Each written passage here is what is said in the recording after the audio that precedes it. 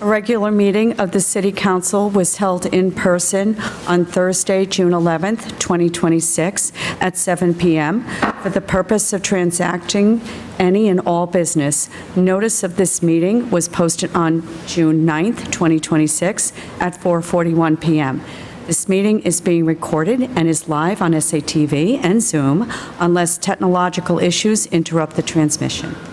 Councilors absent: Councilor Halapa. Council President Merkel presiding. Councilor King moves to dispense with the reading of the record of the previous meeting. All those in favor? So voted.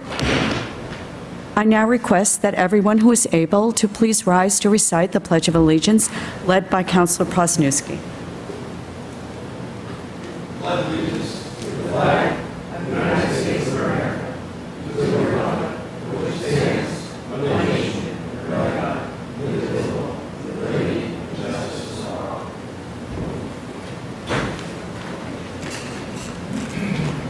The Salem City Council honors that this land is Namkeg, or fishing place, where generation of Namkeg people from the Pawtucket Band of the Massachusetts tribe lived and passed through for centuries. We acknowledge that this is unceded indigenous land and also acknowledge the Massachusetts tribe who continue to honor and hold this land into the present. Salem City Council is committed to having ongoing, meaningful dialogue with the indigenous peoples who have presence in Salem in order to dismantle the legacies of oppression and inequities that persist today. Public testimony. Public testimony not to exceed 15 minutes. Public testimony is not a public hearing or question and answer period. Sign-up must occur 30 minutes prior to the meeting. The president shall, depending on the number of speakers, set a time limit not to exceed 3 minutes, which each individual presenting testimony must abide. Tonight, we have 2 signed up to speak, and each will receive 3 seconds to talk. First, we have Phil Laffey online, and if you like, please state your name and address. I'm sorry, did I say 2? Oh. Yeah, you said seconds. Oh, I said seconds. Okay. It is 3 minutes. Thank you for that.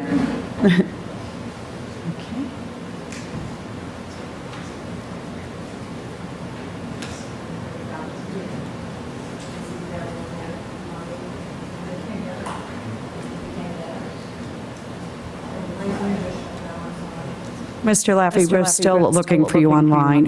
Hold on one moment. Mr. Laffey? Yes, hi. Sure. Thank you, Madam President. And I appreciate not having 3 seconds. So it's Phil Laffey, 143 Ford Avenue. I come before this body today in my role as co-chair of the Willows Neighborhood Association. We had our meeting on Tuesday night.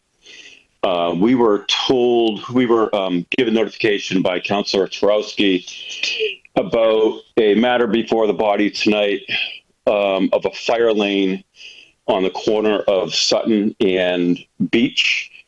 We discussed it, and to a 1, everybody thought it was just a really bad idea. Parking in this neighborhood is very tight to begin with, and to remove what's probably 7 or 8 resident parking spaces for 365 days a year.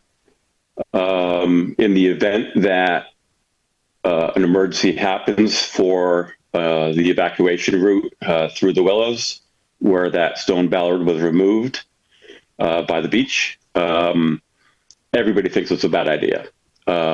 We believe there's a better solution, potentially signage to the effect of no parking during flood emergency or something.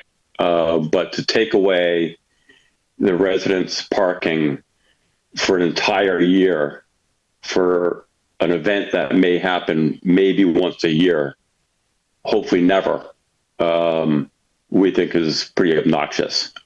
So with all due respect, we hope the council votes this matter down. Thank you very much. Thank you. Next, we have Josiah Guthrie. And please come to the podium. And if you like, state your name and address for the record. Hello, my name is Josiah Guthrie. I'm on Essex Street in Ward 1. I wrote a couple versions of speeches as I was trying to figure out how I wanted to present my thoughts regarding the budget, and I landed somewhat hesitantly on this one. So I wanted to speak to a systemic issue that I've been seeing. I'm specifically here to speak about a sort of grievance with a pattern in this administration of reactive governance, which I think stifles progress and neglects proactive behaviors. To give an example, surely you are all familiar with C-Click Fix, the incredibly productive app which allows Salem residents to identify problems such as potholes, downed wires, missed trash pickups, etc. And I used to use the web version of this service, but recently downloaded the mobile app. And on here, there are useful links like pay bills, salem.com, FAQ pages, information about the public library, where to find scenic views of large swaths of scorching hot asphalt in the heart of our downtown. And many of these links to the services don't actually go to where you would expect. So I put in a C-Click Fix request about that. And within just a few hours, I received a helpful response. Thanks for reporting this. Upon review, it seems that many of the options on the app's homepage lead to links with Salem's old website domain. This will be brought to the attention of our IT team and resolved shortly. So initially, I was impressed with that. It was a rapid response and clear communication of how a critical issue would be addressed. But then I sort of realized more deeply what was being said. To provide some context, according to our city's archaic use of a Facebook post, our municipal web domain was updated in March of last year. So that means that for over 460 days, the city was directing residents to the C-Click Fix app for essential daily services without even knowing that clicking Pay Bills sends users to an Error 404 message. Clicking Salem Map leads to a third-party website for the company Schneider Geospatial, which has no record of Salem's existence in its map repository. And clicking, this one's the most concerning, Salem Police leads to a very sketchy website, which I will not describe, and it made me stop trying additional links. So the general attitude that I'm seeing in this administration sometimes appears to be business as usual. Let's hunker down and wait for this storm to pass. And this C-Click Fix example is demonstrative of an endemic practice of conservative, reactive policy. While in this particular incident, they responded quickly when it was brought to the city's attention, I'm left wondering why it came to myself, a random resident, to provide this awareness in the first place. Another emblematic example comes just today, where the police drone system in the budget was taken for granted, but it was only after an impressive, grassroots, rapid organizing effort that the city realized this might not align with our residents' values. So this is what I mean when I say the city is falling into a bad habit of reactive, regressive behaviors. And I have more, but I think I'm out of time. Thank you very much. Appreciate you. That concludes our public testimony. Hearings. We have an order from National Grid to install a singly owned pole on Beach Ave and relocate one pole on Sutton Ave. Is there anyone appearing in favor?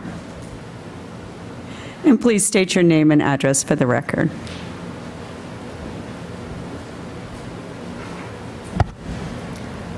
Sabita Mahaber Sheehy, representing National Grid, 44 River Street, Beverly, Massachusetts.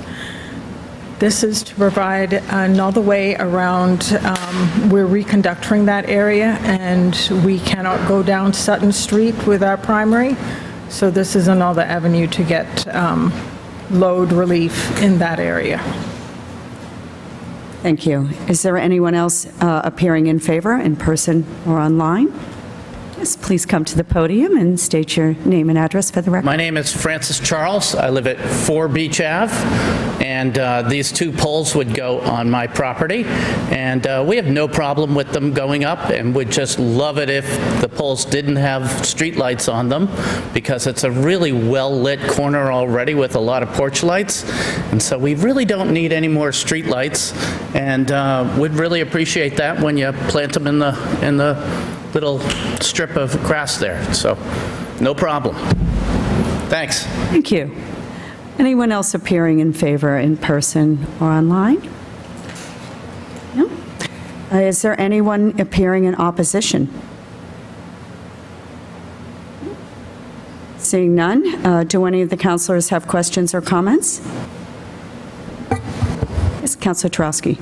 Thank you, President Merkel. I appreciate Mr. Charles's support of the proposal. I spoke with the residents that were listed by National Grid that would be affected, and they were uniformly supportive of this. So I think as long as we can recognize the request to not include street lamps on those poles, I think this is probably an easy ask, and I would support this.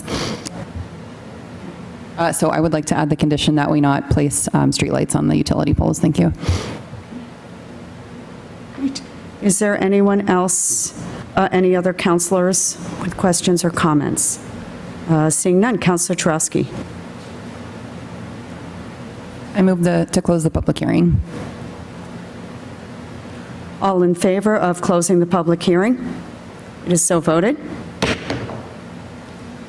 Councilor Tarowski moves that this be granted with conditions. Under discussion, Councilor Tarowski.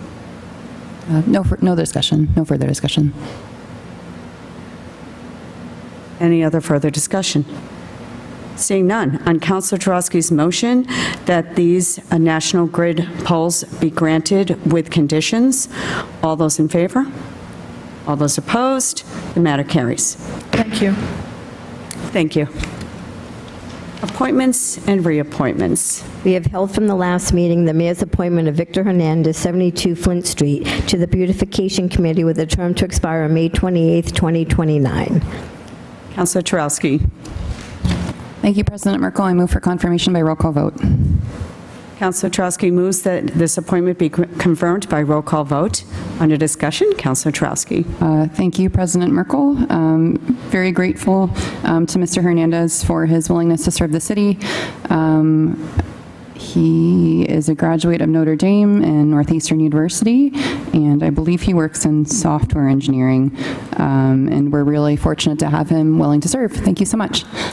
Thank you. Any further discussion? Seeing none, on Councilor Tarowski's motion to confirm the appointment of Victor Hernandez to the Beautification Committee, Madam City Clerk, please call the roll. Councilor Davis. Yes. Councilor Flynn. Yes. Councilor Hapworth. Yes.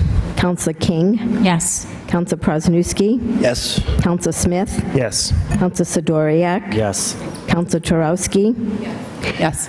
Councilor Varela. Yes. And Councilor Merkel. Yes.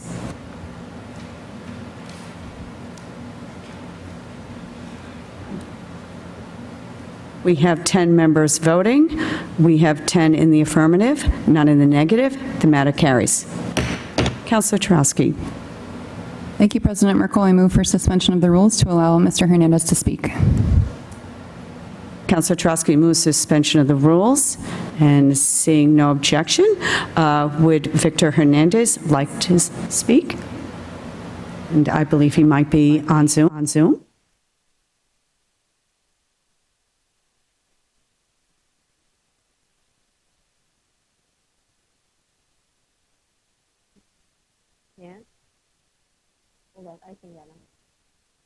I were working on it, if you just want to wait 1 minute. You can speak now, Mr. Hernandez. Hey everyone, thank you so much. Sorry I couldn't be there in person today, but looking forward to helping out however I can.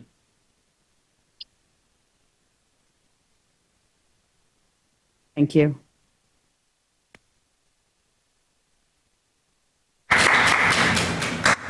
Further appointments and reappointments.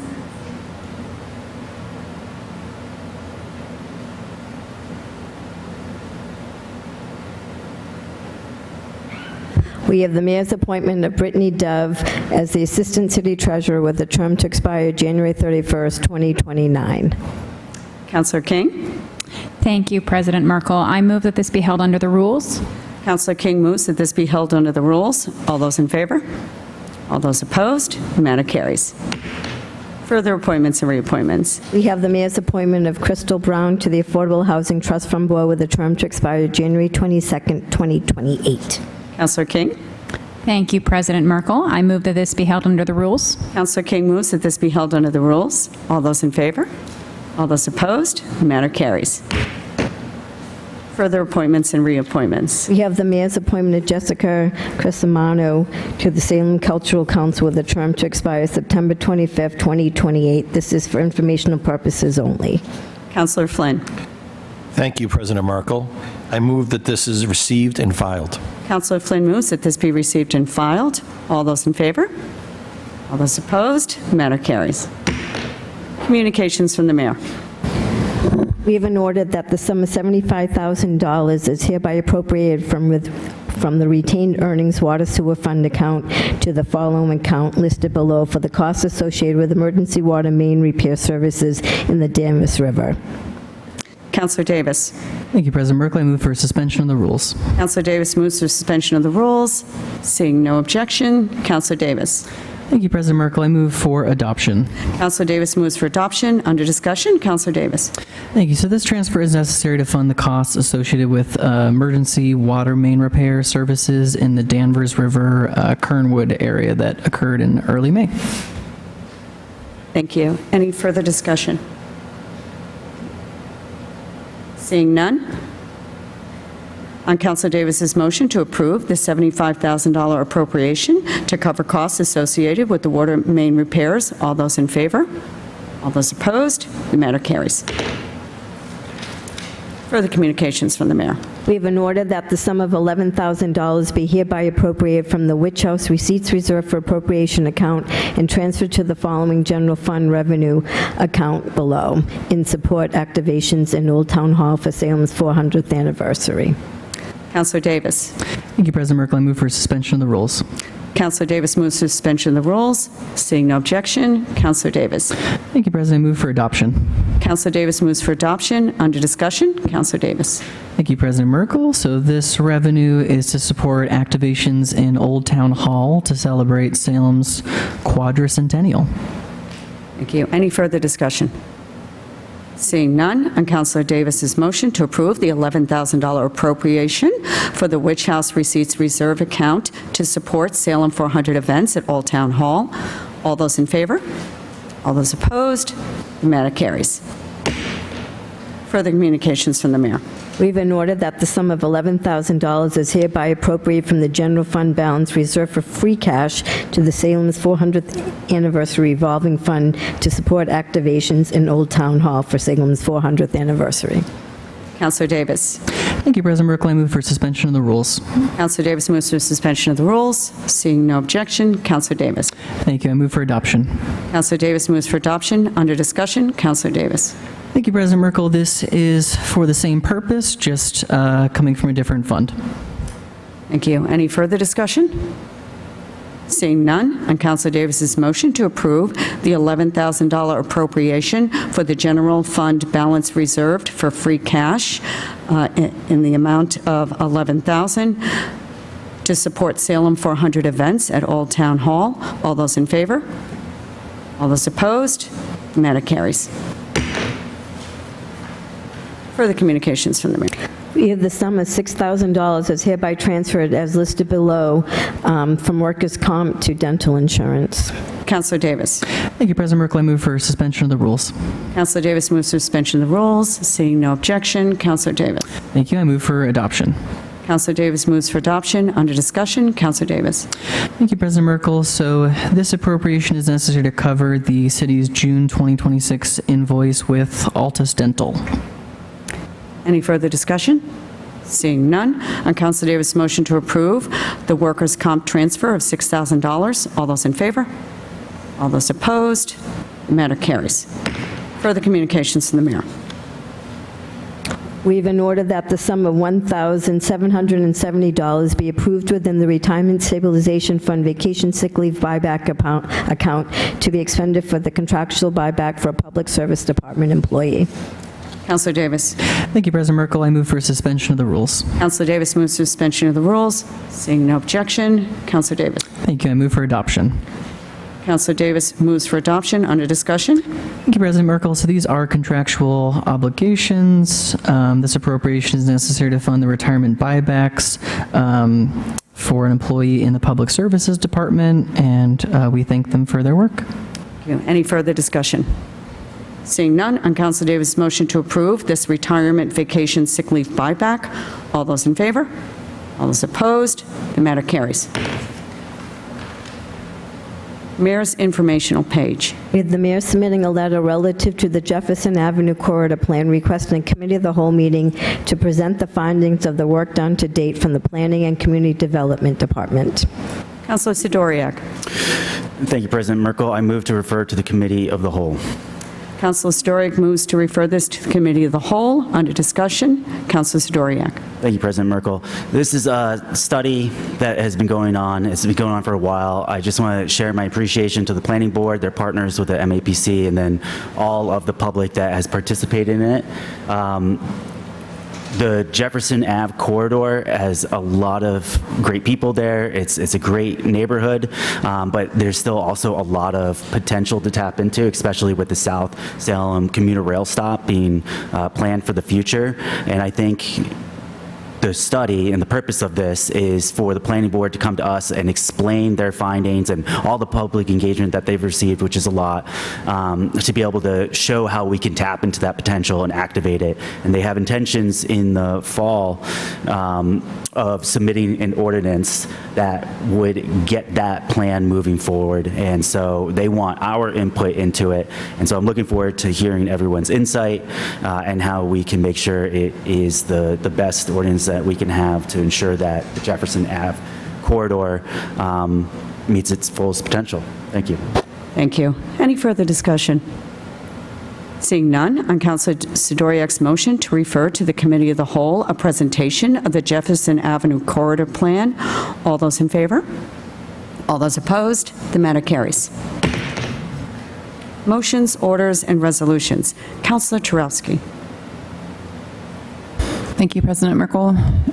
That Government Services co-posted with the Committee of the Whole. There's an order that Government Services co-posted with the Committee of the Whole meet to consider all applications and resumes submitted by interested residents for the Community Preservation Committee. There are 2 available City Council appointments for this committee, each for a 1-year term for the first year and subsequent 2-year terms. Applications and resumes are due to the City Clerk by July 1st. The application be found on the City of St. Louis website under City Council, and I move for adoption. Councilor Turowski moves for adoption. Under discussion, Councilor Turowski. No discussion. Any further discussion? On Councilor Turowski's motion for adoption, that the Government Services Committee, co-posted with the Committee of the Whole, meet to consider applications submitted by residents for the Community Preservation Commission. All those in favor? All those opposed? The matter carries. Further motions, orders, and resolutions. Councilor Hapworth. Thank you, President Merkel. Order that the regular meeting of the City Council for the months of July, August be combined and held on Thursday, July 9th, 2026, and I move for adoption. Councilor Hapworth moves for adoption. Under discussion, Councilor Hapworth. Thank you, President Merkel. It's consistent with long-standing practice. This order combines the July and August regular council meetings into one summer meeting. I do think it's important to be clear that this is not councilors giving ourselves a summer off. Our work can and should continue. Our work is constituent services. Our work is committee meetings. Regular meetings are, for most of us, pretty procedural, but it is a heavy workload for the clerk's office and for city staff in general. So I think it is important that we give an opportunity for folks to have some time with their families in the summer, and then we come back at it. But again, our work should continue throughout the summer. And I will also add that if there's anything that is needed, special meetings can happen throughout the summer. Thank you. Any further discussion? Councilor Varela. Thank you, President Merkel. So we talk about this every year, and my stance is still the same. I don't think this is a good idea for us to continue to combine July meetings and August meetings. The reason being is we've always seen what happens in September. Everything gets overloaded. It's overwhelming. And not only that, while we miss that August meeting, there are things that are continually held up when it comes to polls, joint-only polls, when it comes to handicap spaces. It's just, I understand that we can have a special meeting in July, or I'm sorry, in August, but it narrows the scope on what we can actually do. Ever since I've been a city councilor, I've always tried to advocate for us to continue to have an August meeting so we can continue to make sure that our constituents have what they need when it comes to us approving certain things. I don't want to see us get backed up. This always happens. So for that reason, I don't think this is a good idea, and I think it's time for a change. I know that it's been best practice. I wouldn't even call it best practice. I think we need to have a meeting in August so we keep the pace going of our meetings and there's consistency there. Thank you. I think I saw Councilor Turovsky's hand first. Thank you, President Merkel. Points of clarification, we reassigned handicap spaces, so they don't require council approval anymore, so that addresses that problem. That was also something that was brought up in an email from a constituent in Ward 5 earlier today, so that is no longer valid. And generally, the utility poles are not emergent matters. I understand that it is a utility and that is an important matter, but as we've seen today, for example, the matter that came before us for Sutton and Beach was something that was proposed a couple months ago and could safely wait until this meeting to be addressed. Thank you. Thank you. Any further discussion? No more. I think I had seen Councilor Davis next. Thank you, President Merkel. I agree with the Ward 7 councilor. This is always something that I voted against as well for reasons already discussed, but constituent needs don't stop. I don't think our meeting should stop. I've been frustrated at, again, that when we have a special meeting, and it always happens, and it's very limited what can be on the agenda for that. And again, constituent needs come up. Sometimes there's things we want to urgently respond to, and I don't like limiting ourselves to do that. Thank you. Councilor King. Thank you, President Merkel. I am also inclined to agree with the Ward 7 councilor. I actually didn't even realize we were consolidating 4 meetings into one meeting. Before I became a councilor, always thought we just skipped the 2 in August. So this is even worse than I thought it was in terms of the number of meetings that we're missing, especially given the fact that we usually consolidate around the winter holidays as well.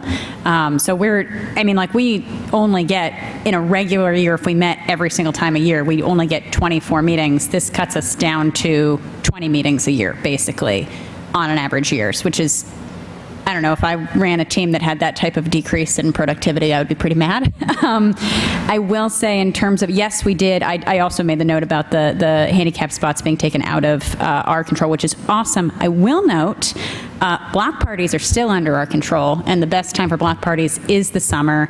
And a lot of our neighborhoods are run by regular people who don't know that the council meets for the last time in the summer on July 9th, and that screws their ability to have any August block parties. I understand we can't have special meetings for that, but I do think that I don't really see the point in us canceling 3 whole council meetings just to have a summer break. I would love to, it makes sense to have a summer break just for our own mental health and sanity, but I love the idea of just canceling, one of the meetings each month, right, and just keeping an August meeting. That's what my preference would be.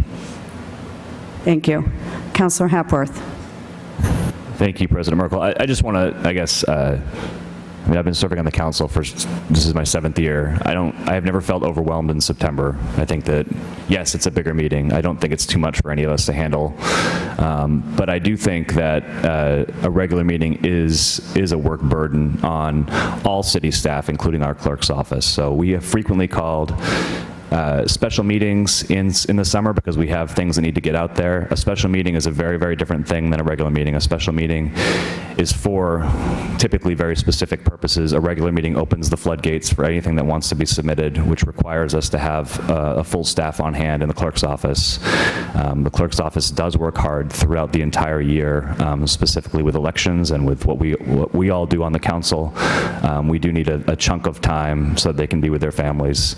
And again, this is not productivity of the council. This is not, this is the least of our work what happens here in these regular meetings. The majority of our work is constituent services. The majority of our work should be happening in committee meetings, which should continue on the regular throughout the summer. The regular meetings themselves, though, are a work burden on our staff, not on the council.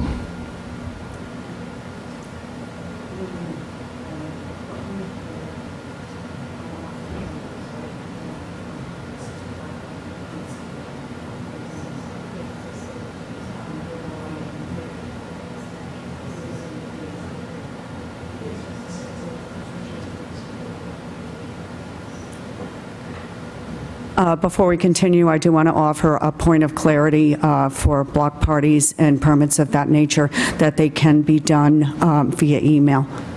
So I just want to offer, just as a point of clarity. I think I saw Councilor Varela next. Thank you. So this is my second time. Thank you.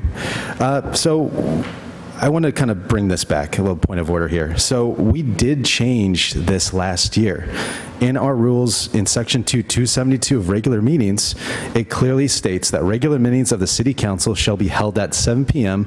on the second and fourth Thursdays of each month, except for the months of July and August, when there shall be one regular meeting each month, with a meeting date set by council prior to the first day of February each calendar year. We changed this in 9/25/25 last year. So I don't even know why we're talking about this. Like, we're supposed to have a meeting in August, according to the rules. Thank you. Thank you. Next, Councilor Prosnewski. Thank you, President Merkel.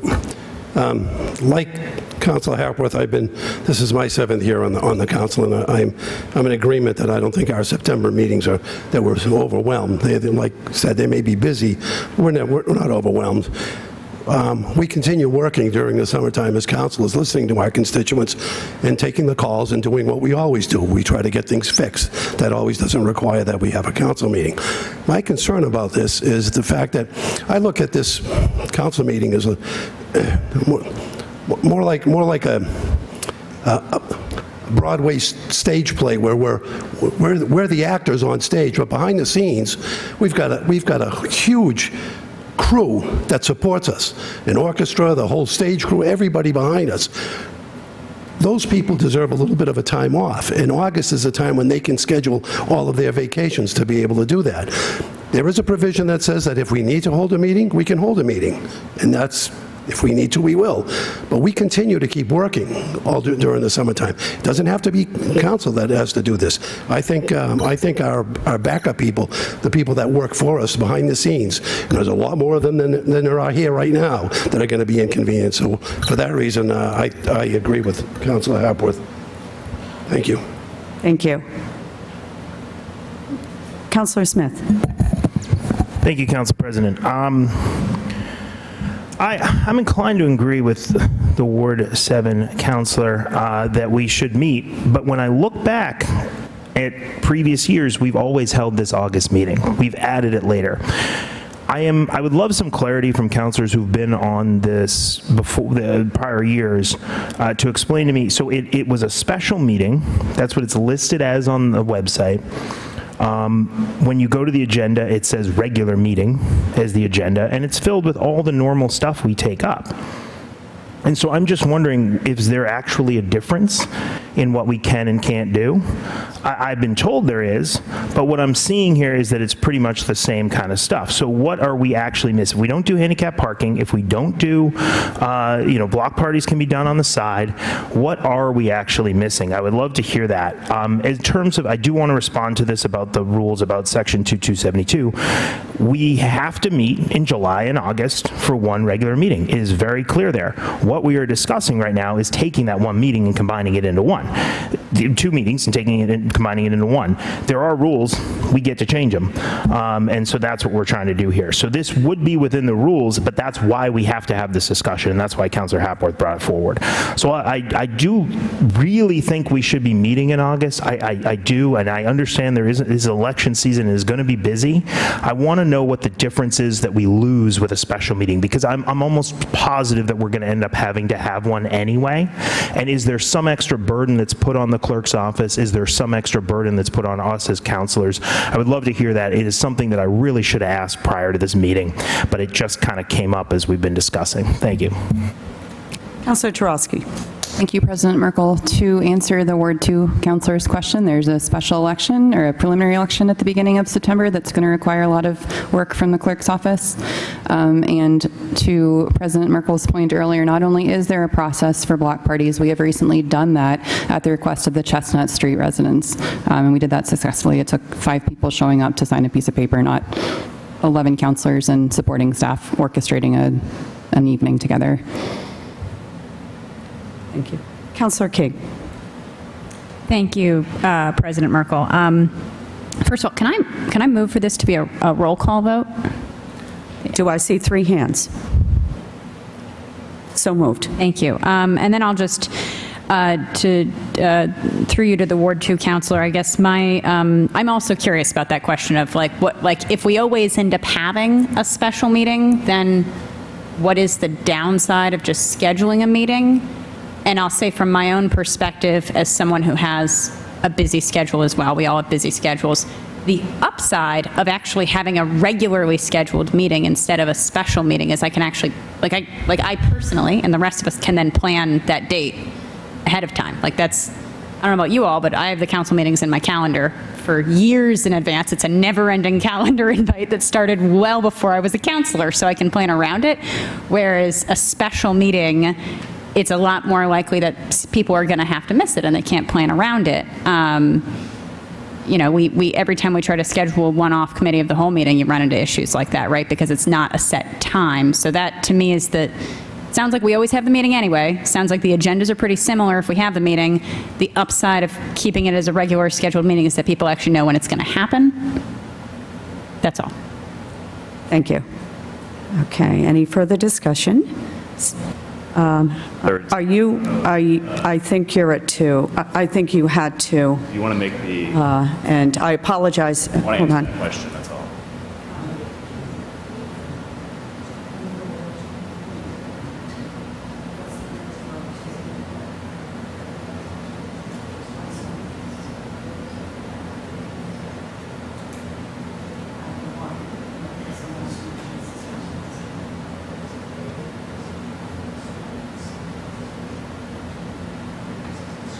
Councilor Sidoriak?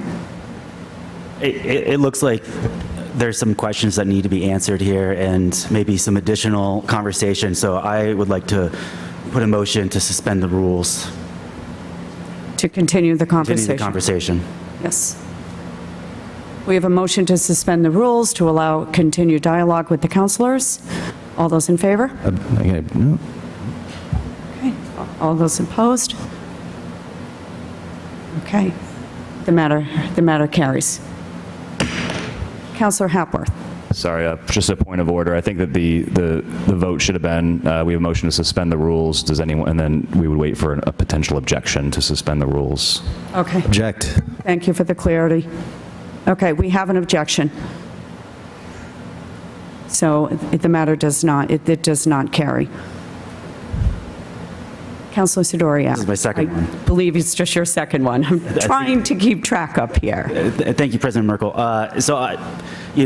First time being on council, so I don't really have the answer to this, but when I've heard in conversations is that with a special committee meeting, there's only specific things that could be put onto the agenda. If it was a regular meeting, anyone can put something on the agenda. And so I think the thought is that if the purpose of this is to allow our staff, the city staff, to have more time in the summer, then a more limited agenda would mean less people on deck or less workload for them. So yes, there could be a meeting that somehow is special, but it happens every year. But ideally, if the purpose of it is to limit that workload, then that is the constraint. That is sort of the guardrail for it. And I could be wrong, but we're at that point that maybe, I don't know, if anyone else has spoken up second, go ahead. But thank you, President Merkel. Thank you. Councilor Prosninsky, I believe you only spoke once. I did, and if I could, I would let Ty Hapworth have my second speaking, but I don't think that's allowed. I am also supporting what our good councilor in Ward 3 says. It's not just about us, and we can hold a meeting if we need to. It's about the other people, the many other people that need a little bit of the time off in order to regroup. And I think it's ignorant of us not to be able to hear from them, but we have in the past. We've been on the council for 7 years. We know how much work goes into it. Some of the new councils may not understand exactly how much work goes in behind the scenes. So I'm in support of Councilor Hapworth's motion that we combine the August and the July meeting together. Thank you. Thank you. Councilor Flynn. Thank you, President Merkel. I'd like to echo what the at-large Councilor Hatworth and Prozinski said. I agree with them. I did serve on the council before, and I don't remember September meetings being overwhelming. A little more on the agenda, but not really that bad. I just want to be on the record so people watching us know that not having a meeting in August doesn't mean that each of us 11 councils are not working. We're not taking the summer off. We are doing our job. We're not taking breaks. We're taking calls, and we're doing our job every single day of the summer. So I don't want people to feel that if we don't have a meeting in August, that they're not going to have representative at City Hall. That's not so. So that's all. Thank you. Thank you. Any further discussion? Councilor Smith. Thank you, Council President. I still don't have an answer to my question. What's the difference with a special meeting? Because when we look in our code of ordinances, it does not say that there is any difference. I understand that in practice, it seems like in the past, we've limited the scope or we've not allowed things. It just refers to them as a special meeting. And then even last year's, if you look at last year's agenda, it does not say at the top special meeting. It says regular meeting. It just means, and could I ask to suspend the rules to allow the city clerk to speak to this? Because I feel like that's the person who's going to give us the best answers, the most accurate answers. And quite frankly, that's really what we need to hear in order to go with this. And to me, it seems like we always have, just finish because I can only speak twice. Not going to yield the floor. We always seem to have this August meeting. It looks like it's pretty full with a lot of stuff, which makes you think like we probably do need it. But giving the time and the flexibility to put it in when we get there may be the best answer right now. So I'm seeing the reasoning behind getting rid of it, taking it out of the calendar if we have to put it back in later when there's a swell of items. But I really want to hear if there is a difference between what can go in a special meeting and what can go in a regular meeting, because from what I've seen in the past, there doesn't seem to be a difference, but I'm told there is. I just haven't been told what that is. Thank you. So we have a motion to suspend the rules. Any objections? And the motion to suspend the rules is to allow the city clerk to speak to the consolidation of the July and August meeting. Seeing no objection, city clerk is free to address this. Thank you. So to try to answer your question, Councilor Smith, I don't have the meeting in front of me that you're referring to, but do you just see the headers, or do you actually see items under those headers? And this would be... Because what I wanted to tell you is that I know that with our new software, that there were no templates for special meetings set up, so I believe, and I wasn't here for maybe, I don't know what month that was, if it was August. I wasn't here last year, but I believe the template wasn't set up for special meetings in our agenda software, so you might see all the headers, but you might only see items under so many sections. So those are some things that they wanted to discuss at a meeting, and not everything that we normally have on a regular agenda needs to come in or taken up. A special meeting can be called within 48 hours. It can be things that are already on the agenda, or it can be something new. So if there's like an emergent, like something with for cash or something time sensitive, it doesn't have to be, it could become, that's when we would do a special meeting for communications from the mayor that submits an order for an appropriation that can't wait till either the next meeting or from July to September. So it's just the template of that one that wasn't set up. If something had to come out of committee that can't wait till September, that's in committee, it would just say like committee reports, and we would just take up that item. Or it could be something totally new that's not in committee. There's no public testimony for special meetings, but people could write. But people could email something that's on it, so I wanted to be upfront and say that's something else, because that public testimony is only for regular meetings. Let's see, what else? I did I do want to say, I think last year, that there was a lot of joint public hearings. There was like 8 of them that came through for zoning. So I think a lot of them needed to come out and to be adopted. If I recall, that had something to do with a lot of the meetings in August. There was a few. And then also in an off year, when it's a local election, I always have to hold a special meeting because I myself have to bring in a council election order and a warrant that falls by the timing when we pull the candidates and what's going to be on the ballot happens in August. So, but if it's a state election, that gets to us in plenty of time to go on the agenda. So it depends kind of what year, whether I need to hold a meeting or not. And as for the ordinance that was changed, I mean, it did say by February 1st, and we didn't set a meeting then, but even when before it was changed, it always said 2 meetings on the second and fourth Thursday. So an order kind of supersedes that, whether it's just all year long 2 meetings, or even when it was changed to definitely hold a meeting in August. And just to go back to Councilor Turowski's point of the May election, if you look at a calendar, and I can tell you, this is a council week, I can't be, it's agenda day, council meeting, processing, finished processing, and then we had a special election. So there's every week, it's almost like a council meeting. And this year, with the Secretary Galvin changed the meeting, the primary from September 8th to September 1st, which now makes our in-person early voting starting August 22nd. It pushes it up a week, which I'm also need to get ready for that. And last year when this came up, I did mention the point of, I don't think there's an issue with holding an August meeting, but can we wait till the Election Commission is passed in the State House? I've been waiting for over a year and a half now. It's just made it to the House. After that, when there's not elections in the city clerk's office, that burden of elections won't be falling on the same person or the same staff, and I think that would make it a lot easier to hold those meetings at one in July and August, in my opinion. So for many different reasons, not just vacation, it's also changing hats. A lot of times, things are getting busier and more, and I want to give 100% to each council and 100% to elections, and it gets harder and harder to do that, especially when people are away and you're alone doing a lot of that, or you have to wait, and it's, so that does have something to do with it. And if I didn't answer anything that needs to be addressed, I certainly will do that. Sorry, Councilor Smith. Of the floor? I'm not sure because you already spoke. I just want to say twice. thank you. That's all. Oh, okay. Thank you. Thank you to the city clerk. I appreciate that.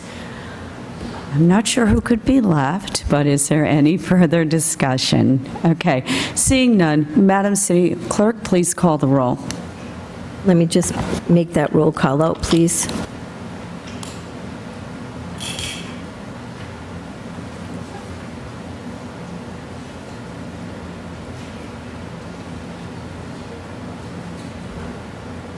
Sorry. Huh? Oh, I did. Right. We didn't know how to make it type. Right, and that's what I said.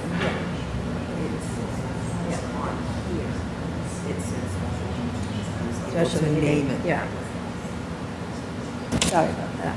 And for a moment of clarity, a point of clarity, we are voting on Councilor Hapworth's motion for adoption that a regular meeting for the City Council be held on July 9th. That is a combination of combining the July and August meeting. And that would be combined and held on July 9th, with the option of special meetings being called available. Madam City Clerk, please call the roll. Councilor Davis? No.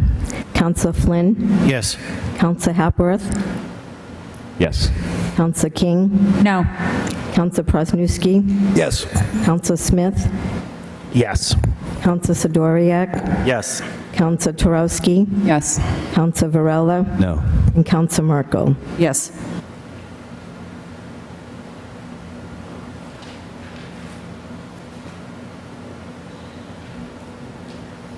Okay, we have 10 members voting. We have 7 in the affirmative, 3 in the negative. The matter carries. Further motions, orders, and resolutions. Councilor Turowski. Thank you, President Merkel. An ordinance relative to traffic, Chapter 42, Section 13B, fire lanes, be it ordained by the City Council of the City of Salem as follows. Section 113B of Article 1 be amended by inserting the following. Thank you. Waive the reading. And I move that this be referred to the Committee of Ordinances, Licenses, and Legal Affairs, co-posted to the Committee of the Whole.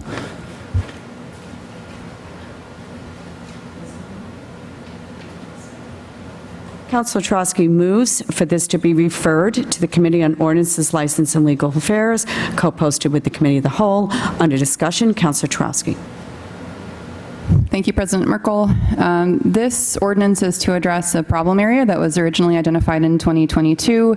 And a butter on Beach Avenue had voiced some concerns about bicycles coming out of the willows on the pedestrian path at a high speed and almost hitting them while they were unloading their groceries from the car to their home.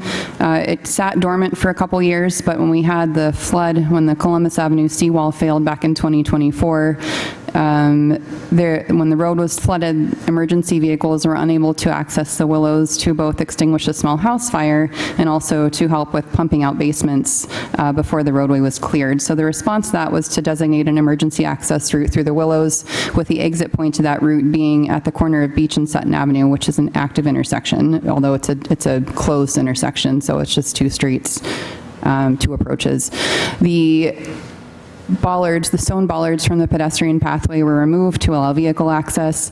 And then this year it was revisited again on request from a former councilor, because it was noted that there are perpetually some cars at the end of that road that are illegally parked. There's a fire hydrant there that is frequently blocked by illegal parking, and there's also some configurations of cars that are not legally permissible at that area. The route also lacks a curb cut to allow vehicle access. It also, if there's no curb cut, it's difficult for bicycles and for mobility device users to access the newly relevated Willows Park and Pier. And adding a curb cut there would remediate the problem that was originally voiced, was that bicycles are riding on the sidewalk past people's homes, their steps down from their porch. So this was an equity issue and a safety issue. I knocked on 10 different doors in that neighborhood today. I spoke with residents at 7 of those 10 properties. It was also discussed at the Willows neighborhood meeting on Tuesday, as Mr. Laffey said, and it was also informally discussed in a pretty extensive Facebook post.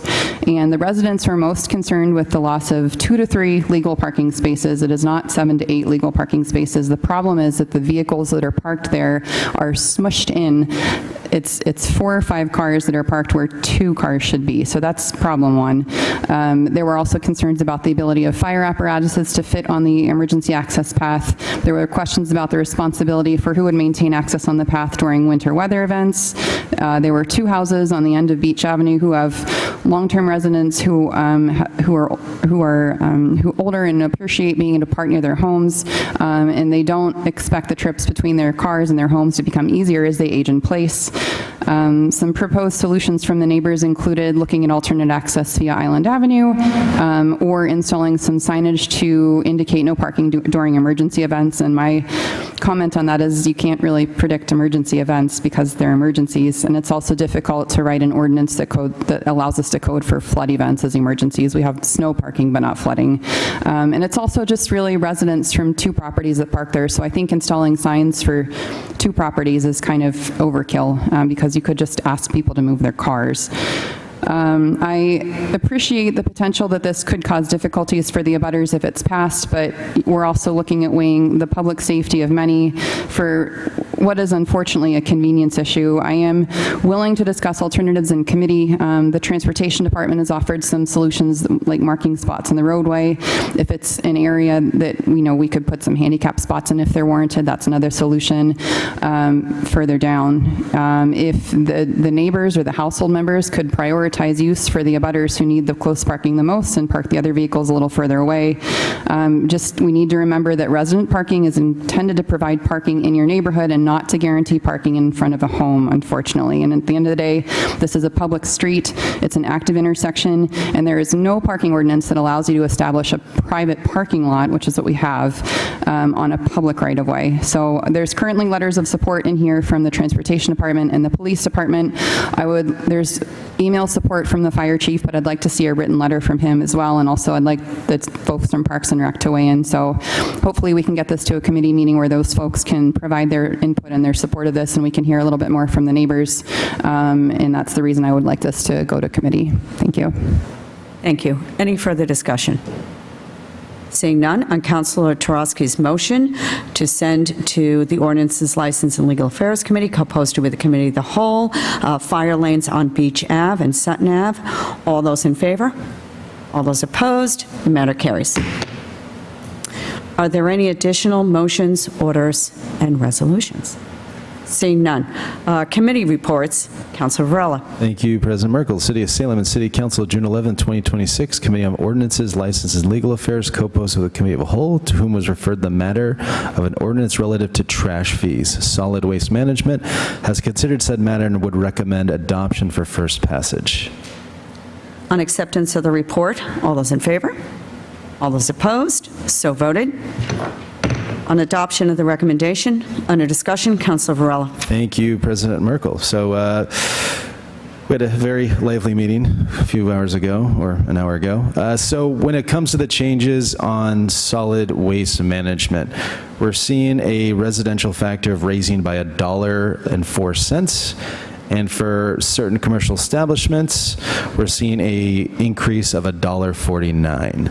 I think these are reasonable requests. As we know, nothing's getting cheaper, and we need to be proactive to make sure that there's not a Band-Aid later in about 5 to 10 years and increasing it significantly. Thank you. Thank you. Any further discussion? Seeing none, on Councilor Varela's motion for adoption for first passage, an ordinance relative to trash fees. All those in favor? All those opposed? The matter carries. Further committee reports. Councilor Varela. Thank you, President Merkel. City of Salem and City Council, June 11th. Reading. Thank you very much, Councilor King. So what we have... Motion. Oh, and the motion will be... I get it right here. Adoption for first passage as amended.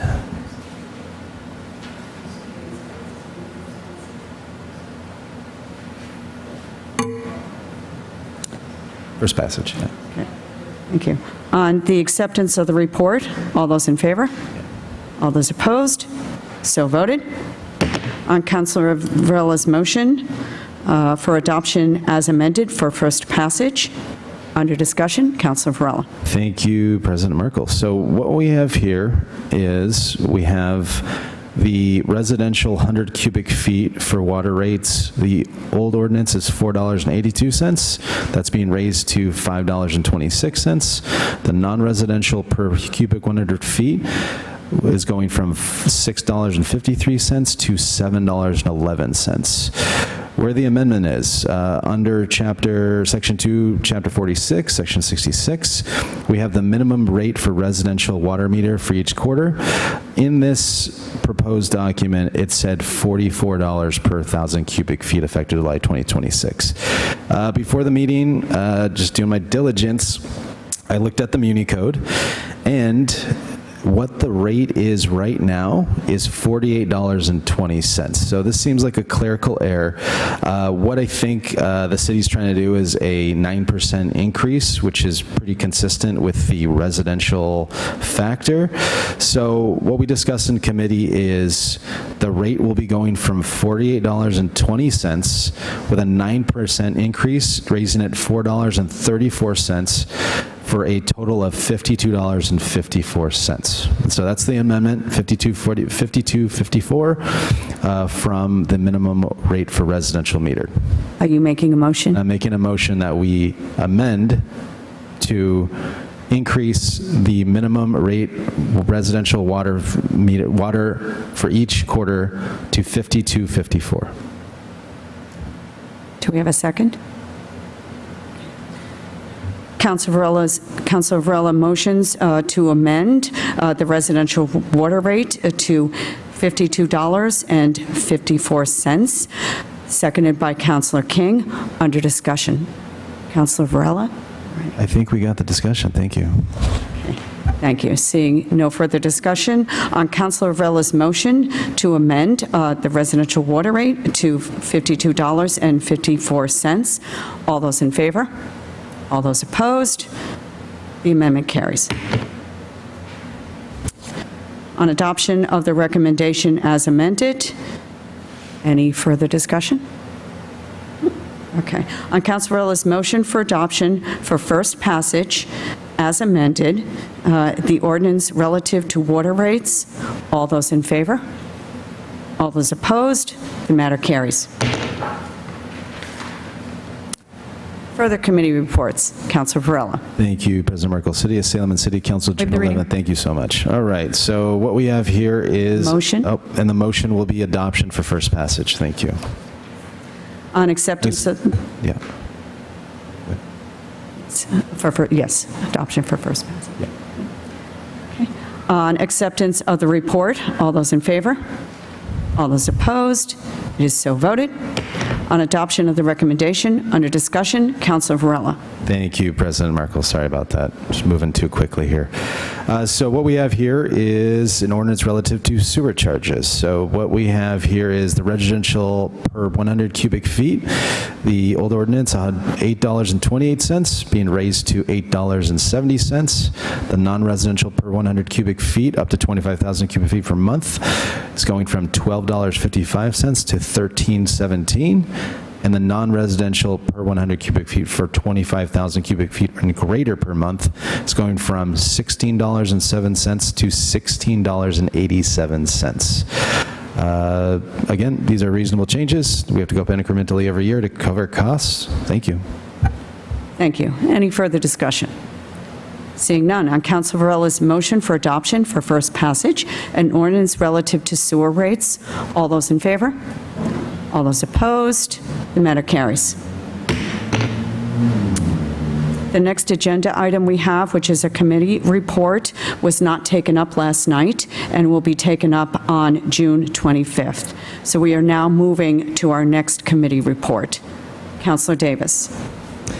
Thank you, President Merkel. The Committee on Administration and Finance co-posted with the Committee of the Whole, to whom was referred the matter of the bond order in the amount of $7,862,000 for fiscal year 2027. General Fund Capital Improvement Program in accordance with MGL Chapter 44 has considered the matter and would recommend adoption for first passage. First, I will make a motion to suspend the rules to allow our Finance Director, James DeBlanc, to speak if needed while we go through the FY27 budget matters. Okay, I'll take the suspension of the rules first. So we have a motion to suspend the rules for James LeBlanc to speak as needed as we go through the budget hearings. Any objections? No, seeing no objection, so noted. Next, we have Councilor Davis's committee report and recommendation of adoption for first passage. By roll call vote. By roll call vote. On acceptance, has Councilor Varela? Oh, okay, no. He hasn't, no one's recused himself. Okay, thank you. On the acceptance of the report, all those in favor? All those opposed? Matter carries. On adoption of the recommendation, under discussion, Councilor Davis. Thank you, President Merkel. So we have been doing some budget meetings, if anyone noticed. Just wanted to give a few thank yous, first of all, to my Committee on Administration and Finance. This has been, as it is every year, just a very big commitment, and so appreciate everyone, especially those that have needed to rush home to get here off the train. And I think we had really good professional meetings, really good attendance. Everyone on my committee was not on the council last year. I don't think you would know that from our meetings. I was really impressed with the questions in every committee meeting we had, and really thank all the members for making it really smooth for me as the first time being chair, by being just so on top of it. Big thank you to our finance director, James LeBlanc, and his whole team, to the mayor, to department heads that need to go through this every year, for putting together a really great budget, for the city clerk's office, for all their work that goes into this, including today, helping us kind of scramble to set us up for success. Yeah, so those are my thank yous. Yeah, thank you. Any further discussion? Seeing none. On Councilor Davis's motion for adoption for first passage by roll call vote, the bond order in the amount of $7,862,000 for fiscal year 2027 General Fund Capital Improvement Program in accordance with Mass General Law, Chapter 44. Madam City Clerk, please call the roll. Counselor Davis? Yes. Counselor Flynn? Yes. Counselor Hapworth? Yes. Counselor King? Yes. Counselor Prosnowski? Yes. Counselor Smith? Yes. Counselor Sidoriak? Yes. Counselor Turowski? Yes. Counselor Merkel? Yes.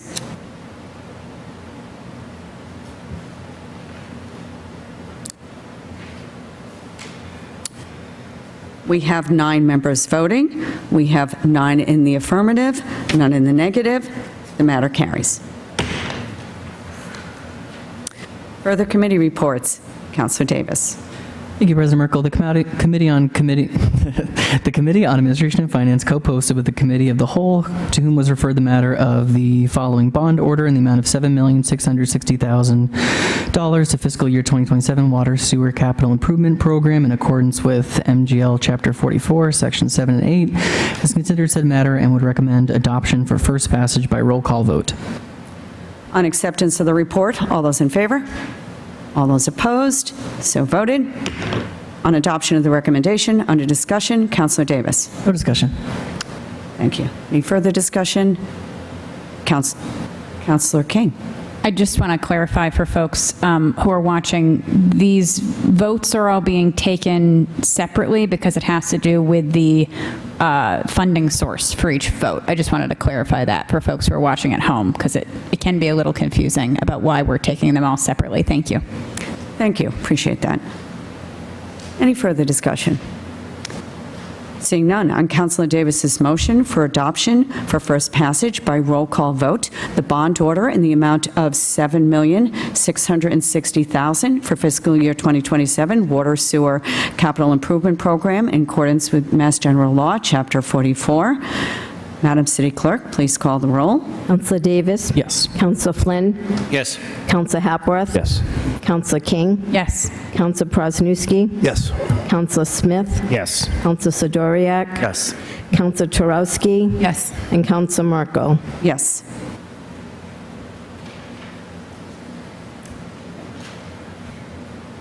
We have 9 members voting. We have 9 in the affirmative, none in the negative. The matter carries. Further committee reports.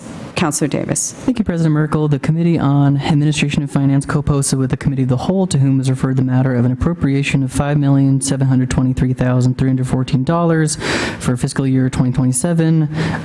Capital Improvement Plan has considered said matter and would recommend adoption by roll call vote. On acceptance of the report, all those in favor? All those opposed? So voted. On adoption of the recommendation, under discussion, Councilor Davis. No discussion from me. Okay. Any further discussion? Councilor King. Thank you, President Merkel. I am going to make a motion here. I'm going to make it as one motion. I have my reasons, but I'm willing to separate it into 2 motions if it's the will of the body after the fact. So I just wanted to clarify that. But so my motion is I move to strike out the line under police drones as a first responder in the amount of $41,667. And I also move to strike out, in the same motion, I also want to strike out the line under building, Pioneer Village, in the amount of $200,000. And those two changes will accordingly reduce the total appropriation to $5,481,647. Do we have a second? Seconded. I believe I saw Councillor Smith as the second first. We have a motion to strike the line items for the appropriation for the fiscal year short-term capital improvement plans. The line items that have been motioned to strike is the Pioneer Village line item in the building department for $200,000, and the drone as first responder in the police department for $41,667, seconded by Councillor Smith. Under discussion. Councillor King. Thank you, President Merkel.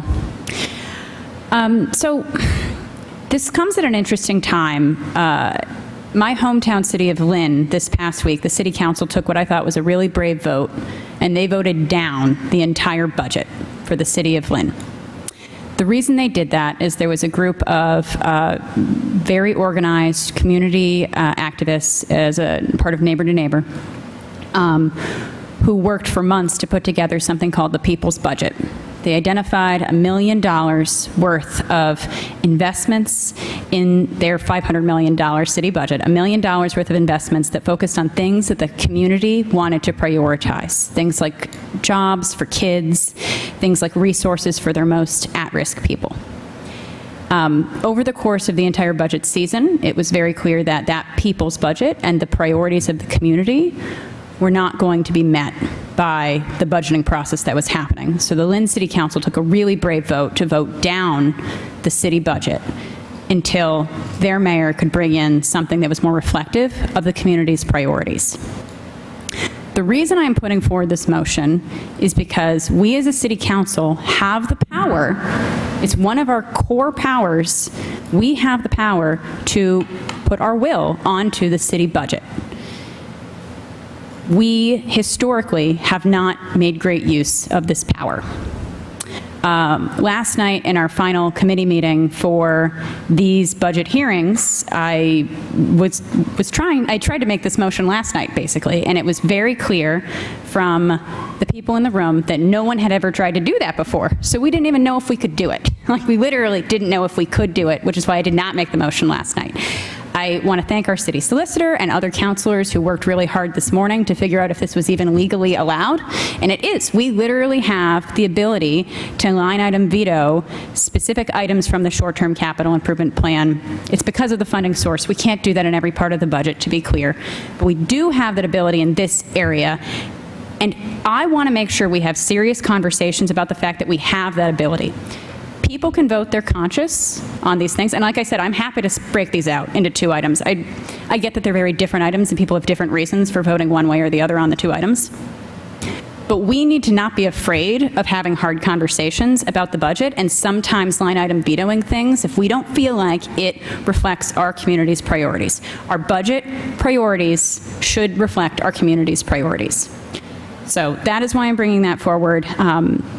These two items, the reason that these are the two items that I chose to put in this motion is they're two items that we have received considerable community feedback about. If people want to start arguing over the mechanics of it, we can't, like the specific ones we can. I will note that I think all of us have gotten a lot of emails about both items. There's been a lot of discourse online. I'm not going to try and hash out the two items specifically. My larger point is we need to be willing to have hard votes and have hard conversations. Thank you. Any further discussion? Councillor Smith, I think I saw you first. Thank you, President Merkel. I spoke to the mayor today. I spoke to the chief.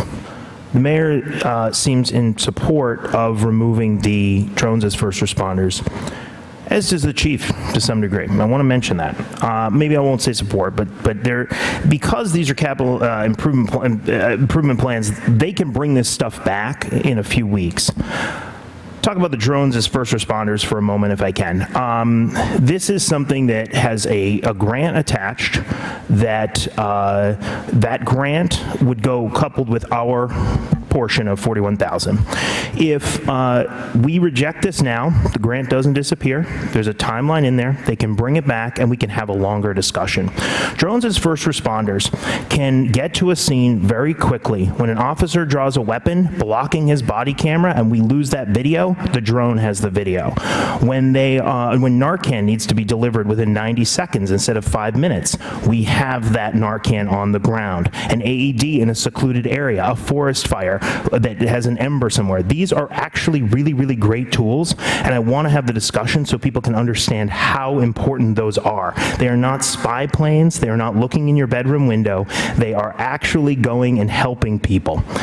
However, a lot of cities and towns have put a dashboard, a resident-facing dashboard, so they can see what these do, see how where they're going, and make sure that they're not spying. I think that we can take this up, talk about it further, not just blanket approve it tonight, but have that full discussion so people can really understand how actually crucial these could be to both progressive policing policies and actual like all the stuff that people actually want to see in their community, rather than an officer showing up to a scene without any information and coming in maybe with a heightened sense of needing to protect himself. And so I really think that these can have a positive benefit, and I want to have that discussion. So I'll ask that tonight we pull this out, hold it, let it come back so that we can have a solo discussion there instead of lumping it in with the other $5.8 million. I'll end there. Thank you. Councilor Davis. Thank you, President Merkel. Yeah, I want, first of all, I thank you to Ward 5 Councilor through you. I think what Lynn did was very brave, I agree, and I think that this amendment is brave as well. I also want to really thank the folks that reached out to us. I think that was really important. I think that I'm eager to have the longer conversation about the merits of this program. I had a conversation with the police chief this morning, so that's another good clarifying point, that this is being taken out by the police department and the mayor through us, because we have to make the motion. So I think it's important that folks know that we're on the same page here. But yeah, I mean, they've gotten the same feedback that we have, and the police chief wanted to be responsive to that, and I just want to say a thank you to him, and I think he's also eager to have the longer conversation, so that he can argue for the merits of this program. And I won't say that there aren't any. What I appreciated about the public feedback was the really consistent messaging that they wanted the opportunity to be heard, and I think that's why we're doing this. Yeah, thank you. Councilor Chorowski. Thank you, President Merkel. I do appreciate that we got a lot of feedback from concerned residents about that, and that drones are very intimidating to a lot of people, and also very unfair to some people as well, if they're not used judiciously and correctly. I am happy to support further discussion of this. I will only bring this up since I just sat down with the harbor master this morning and had a lengthy discussion, particularly pertaining to the ferry safety about this, and his explanation of this. And thank you so much for explaining this to me, Captain Mikio, because I wouldn't have thought of this. If we have a ferry that goes between Salem and Boston, there's a very heavy fortified port, because it's an intermodal port at the Boston end. It has police nearby, there's Coast Guard nearby, there's city resources. The port in Salem does not have those resources nearby. We have the landing, which is a great place, but is not going to help the ferry if it's in trouble. And the problem is that if we get that boat full of passengers out on the water, and there's a problem if somebody approaches it from another vessel, it's going to take time to get a boat to that boat to help it. And the benefit to having a drone in this situation is that you can fly that drone there in less than 5 minutes and at least get eyes on the situation, see if there's like hostages up against the wall, see if there's somebody who's taken control of where the boat goes. And then he said, and if somebody then decides to take the drone down, then you know you really have a problem. You can send the drone out while the state police are mobilizing. They will respond within 10 minutes, but the drone can get there in 3 to 5. So I did want to put that forth as a specific example that this could assist in, where we just physically can't do that as people with boats. But I am open to discussing this further, and again, and also want to thank the Ward 5 councilor for bringing this forward and, you know, bucking trend a little bit to do something that she really believes in. So thank you for that. Thank you. Any further discussion? Councilor Prosnewski. Thank you, President Merkel. You know, what we have here is a very unusual move to remove an item that's already been heard and approved. And I understand that we do have that within our authority. And I see that it seems to be the general consensus of the council that we'd like to have a little bit more information, as I imagine that the public would probably want to have. I know that the council has already heard from the chief and from other and from the mayor about you know, the benefits of having drones. I think it's pretty it's pretty obvious that you know, even though you know, I believe that some critics have, you know, overlooked the important roles that they play. What we're doing here is because we have a very small group of people who are focused on hypothetical misuse. I think that these things have to be cleared up, because the drone program is by far a public safety asset that is probably second to the radio system that we use to communicate. What I would like to see is, if we're going to postpone this for now, is that we bring this up soon, because I do understand, as Councilor Smith said, that a lot of this is grant funded. We are getting a lot of money from the federal or state government to do this, and all those grants are on timelines. Certain criteria have to be met in order for us to be able to obtain those grants. I just don't want to see that stalled and we lose the money for something that's as important to public safety as this. You know, I have over 40 years in public safety experience, and my number one concern when running for the council was public safety and taking care of our residents and their safe being. You know, privacy and public safety are not mutually exclusive. There are separations that we need to discuss. I just want to see this done in a timely manner so that we don't jeopardize our opportunity to lose a huge public safety tool. So I would like to make a motion that this matter be heard in government services within the next month or so before we go on break. Thank you. I would need a point of clarity. I'm not sure a budget item would go to committee. I'm going to call on Councilor Hapworth for some guidance on that. Thank you, President Merkel. I think that what would have to happen here is the entire, all of this would have to go back to committee. But I think that the point is well taken, that this should come back before the council, and we should have a full conversation on that. I don't think the intent is to send this whole thing back to committee right now.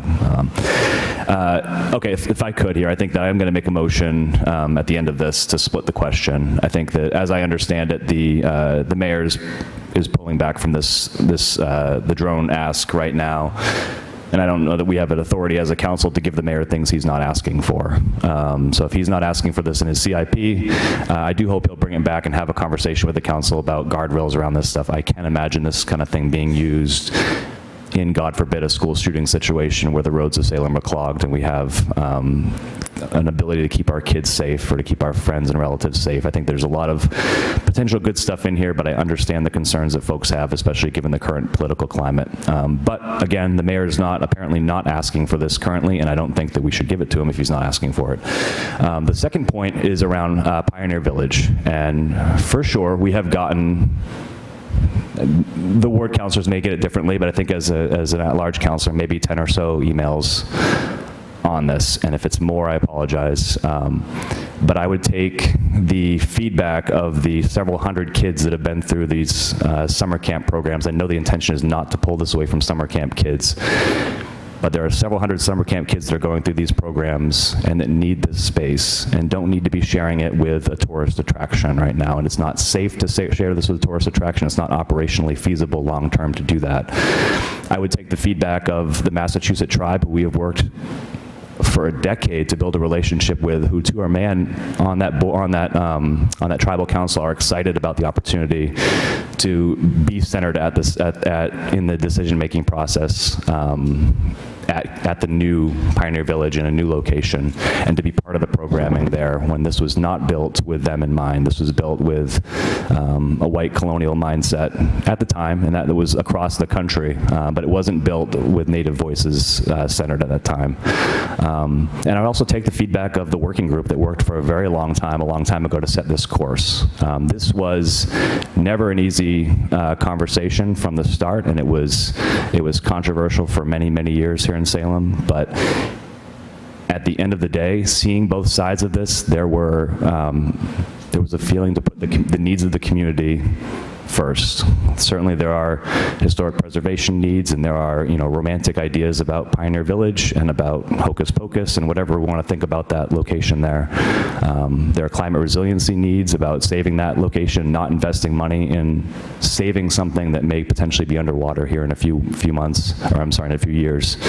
And I think spending our money wisely, ensuring that Forest River is a park that can be used for Salem residents and Salem campers who need that space next to a pool to have, the ability to have swimming lessons and to have structured time with adults in the summertime that they may not have the opportunity to get. I think that this is a decision that was made a long time ago. We have had discussions about this. We have invested money in this project for many years. This is not money that could be used towards operating expenses. This isn't money that we would send towards the Salem Skipper. This is money that is capital money that is set aside for capital projects, and I don't support removing that from this budget right now. I don't think that fits the needs of this community. Thank you. I want to clarify that you made a motion. So I'm making a motion to split the question. Yeah, Second. Yeah, and seconded by. Okay, so give me a second here. All right, split. Okay, so I'm going to take that motion first. I will send it under discussion. But I'm going to go with the most current motion first, and that is to split the two items, in one being the removal of the Pioneer Village line item, and then second would be taken up separately, would be the drone and first responder, and that was seconded by Councilor Varela. Under discussion. This is the discussion for splitting the question. Yes. And then we I'm fine with will. that. I'm trying to help with the math. Do you want the math? I don't know if we're ready for math. So I will, when we split the question, repeat the amounts. And then for clarity, then we would address the amounts depending on each one as it passes, and then adjust the full amount if the council is amenable to that being the process right now. Yes, Councilor King, because we're under discussion for splitting the questions. Yes, so. and we were under discussion for something else. There was also a motion on the floor before, so. Right, usually we take up the most current motion. Yes. Okay, so my motion, just to simplify, my motion is I'm just going down to the police one first. So I wanted to have the math right there. Can I just do that by? So point of order, the priority motion right now is to split the question. So we have to have discussion and vote on splitting the question, then we move back to those two questions. Okay. Yes. Just you motioned over my prior motion, so I'm like, I don't understand. The motion that has a priority, or sorry, point of order right now. The motion that has a priority right now is the procedural motion, which is to split the question, and then we move back to the main motions. Yes, that we are on the most current motion, which is to split the previous motion, and we will take them up separately. And we had a second from Councilor Varela. Any further discussion on splitting these two line item removals? Seeing none, All those in favor of separating out? It is so voted. Okay. For a point of clarity, Councillor King, which one would you like to address first? Thank you. I would move to strike out the line under police drones as a first responder in the amount of $41,667 and accordingly reduce the total for short-term capital improvement plans fiscal year 2027 to $5,681,647. Could you repeat that total? $5,681,647. Okay, thank you. Thank you.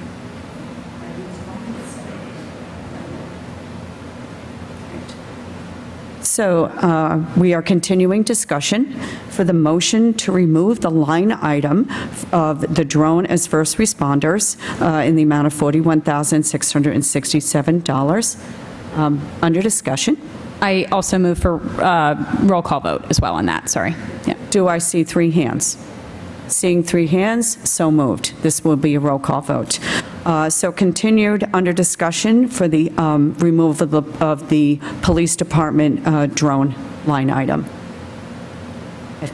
Any further discussion? Councilor Sidoriak. Thank you, President Merkel. I just want to echo other council's thoughts on public safety, and so these conversations should be happening pretty swiftly. As someone who's worked in disaster response and emergency management, I've actually used drones in that capacity and seen lives saved. So I don't think anyone's disagreeing that there is a lot of potential for what drones could do for protecting our public here, keeping them safe.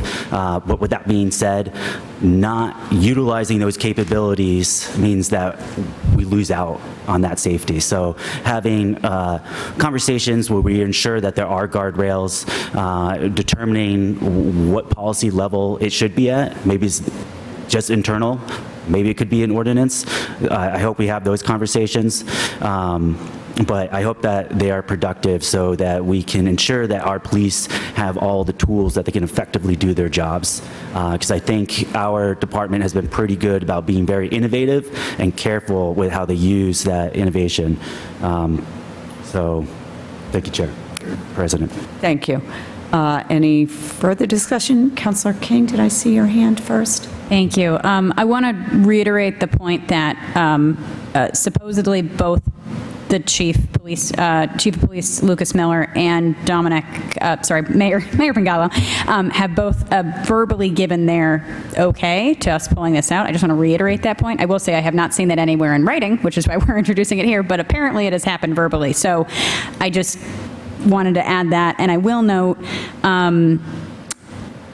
to the Ward 2 councilor's point about the fact that, just having a longer conversation about this, a lot of communities have solutions around these types of policing procedures that allow for just more of a community conversation when something like this is being introduced and talked about. It also allows for conversations more around like audit and oversight of like how it's being used, to the point about the dashboard from the Ward 2 councilor. So, and to be honest, I think that our police department would be really open to those conversations. I do think our police department is in general quite open to having conversations where the community gets to be involved in the decision-making process, and they seem very open to oversight as well. So I think I don't see why that would be a negative conversation for us to have. It seems like it would be a productive one. Thank you. Councilor Prosnewski. Thank you, President Merkel. I'll vote for a short continuance on this, only because I'd like to see this brought up as soon as possible. I know I too spoke with the chief, and the chief wants these drones. There's no doubt about it. He wants these drones. They are a public safety asset. However, he is understanding that there is more questions that need to be answered by the public about exactly how they're going to be used, what they're going to be used for, and he's looking forward to having that conversation. I just don't want two things to happen. I don't want the grant money to be jeopardized because we're rushing this, and again, we're jeopardizing public safety because the longer we stall on this, it's the longer that we don't have a tool that is helping our own residents possibly save lives. So if we can come up with a date tonight to have this meeting, to have whether it's a committee meeting, a meeting of a whole, an informational meeting, I'm not sure exactly how it's done, but I'd just like to see that done soon. Is a point of clarity.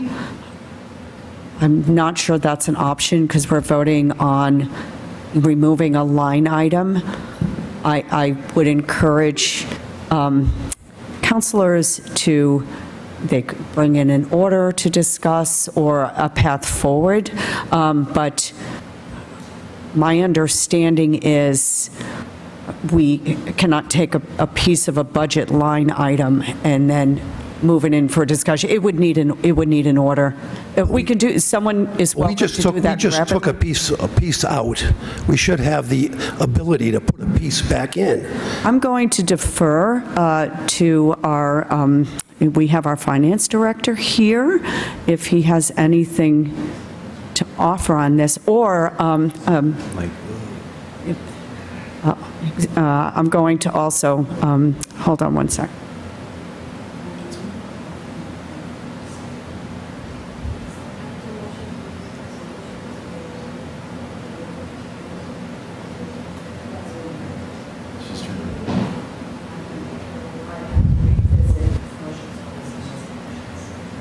Yeah, I know.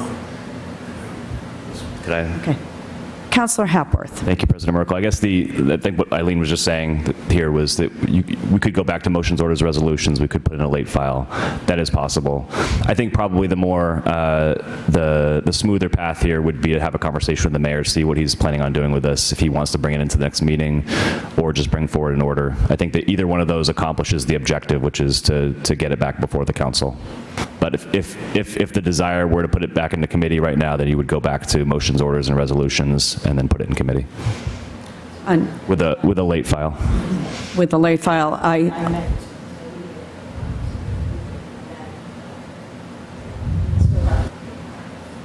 yes, and I will offer too that the mayor and the police chief, who would be leading this conversation, might want to be the ones that decide the best path to bring it in, and they can certainly bring it in quickly.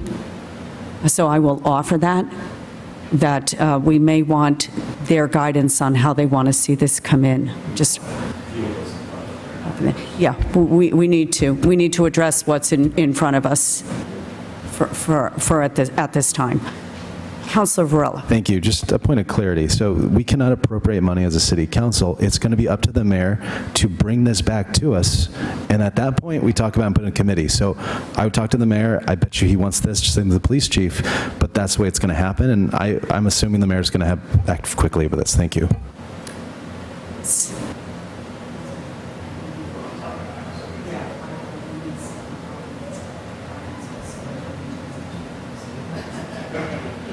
Okay. I would like to offer to moving forward that we get back on track and keep this discussion germane to if we want to remove this line item. That's what's in front of us. This is in regards to the budget, and the option is, do we want to pull this line item out? And that's what we have tonight. So, Councillor Smith. Thank you, President Merkel. I do have in writing from the mayor that he wants this, and I also want to explain, when talking to the chief, he wants these. However, he has said the grant would not disappear until next year. So there is a timeline. We are not going to lose that.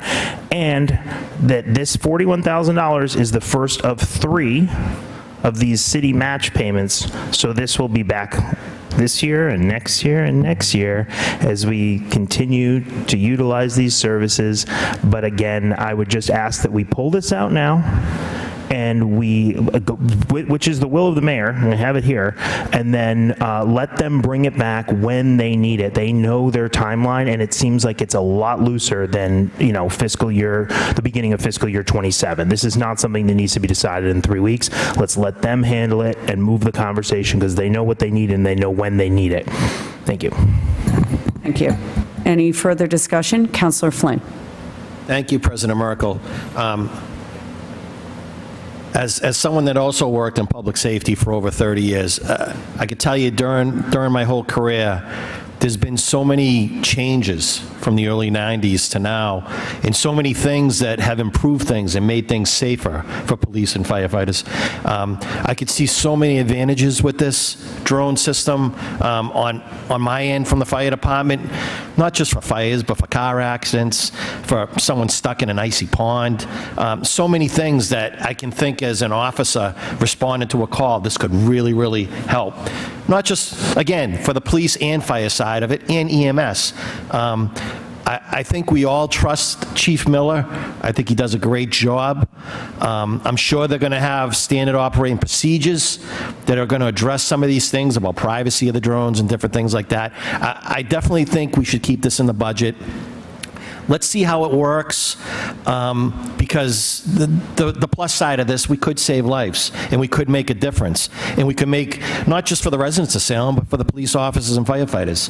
So I really think we should move forward with this, allow that money, and, if we need to make changes next year, we can discuss it next year during budget season. But I don't think we should be doing this right now. I think it's a mistake. Thank you. Any further discussion on pulling this line item out? Councillor Sidoriak. Thank you, President Merkel. I'll make this quick. I think if the mayor has guidance out there, we should follow it. We were doing that with the whole budget process. I will say, with such an important decision that happened at the last second, whether you consider that day, a memorandum or a letter needs to go out to the entire council. I haven't seen it. I believe you. I do. But I think it's really important that if he needs us to make a decision, we have to see that in writing. So I encourage that for maybe this happens again in the future. Thank you, President Merkel. Thank you. Any further discussion? Seeing none. On Councillor King's motion to remove the line item under the police department for the drone as first responder in the amount of $41,667. Where's my second? Seconded by Councillor Smith. I don't have the same math as you. I have it off. I have 674, not 647. So whether my calculator is not working, or I just want to make sure we're on the same page.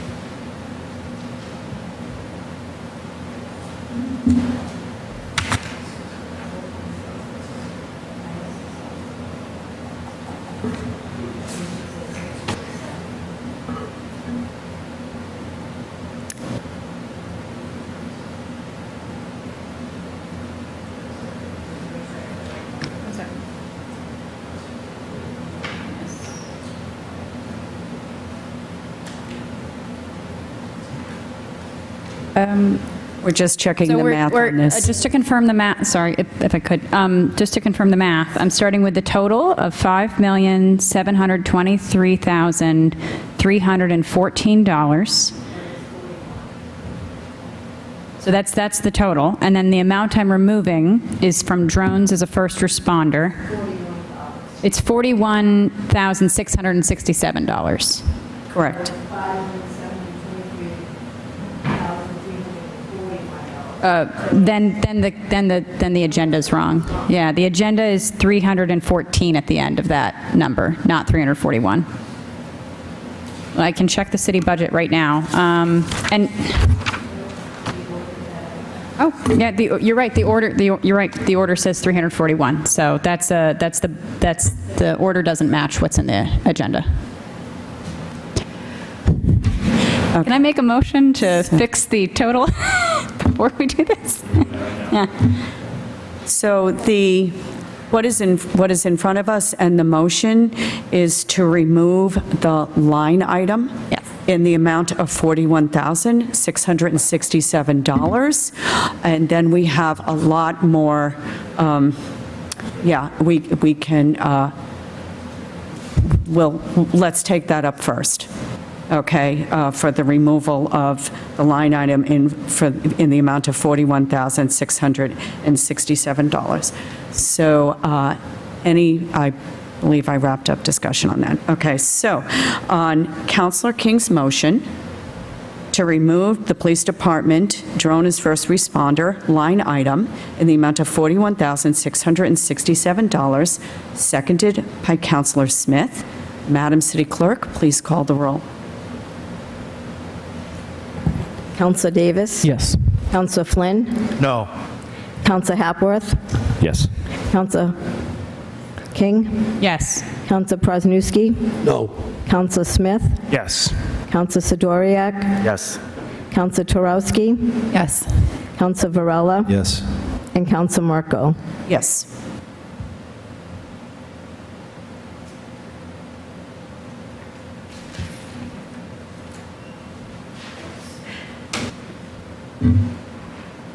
Thank you. We have 10 members voting. We have 8 in the affirmative, 2 in the negative. The matter carries. The second motion we have, since they were split, is the removal of the building department's Pioneer Village line item in the amount of $200,000. Motioned by Councillor King, seconded by Councillor Smith. Under discussion, Councillor King. Thank you, President Merkel. And the corrected number for the reduction in that case, if we were to take the $200,000 reduction, it would accordingly reduce the total for fiscal year 2027 short-term capital improvement plan to $5,481,674, given the correction that we've made to the agenda. So just a note on that.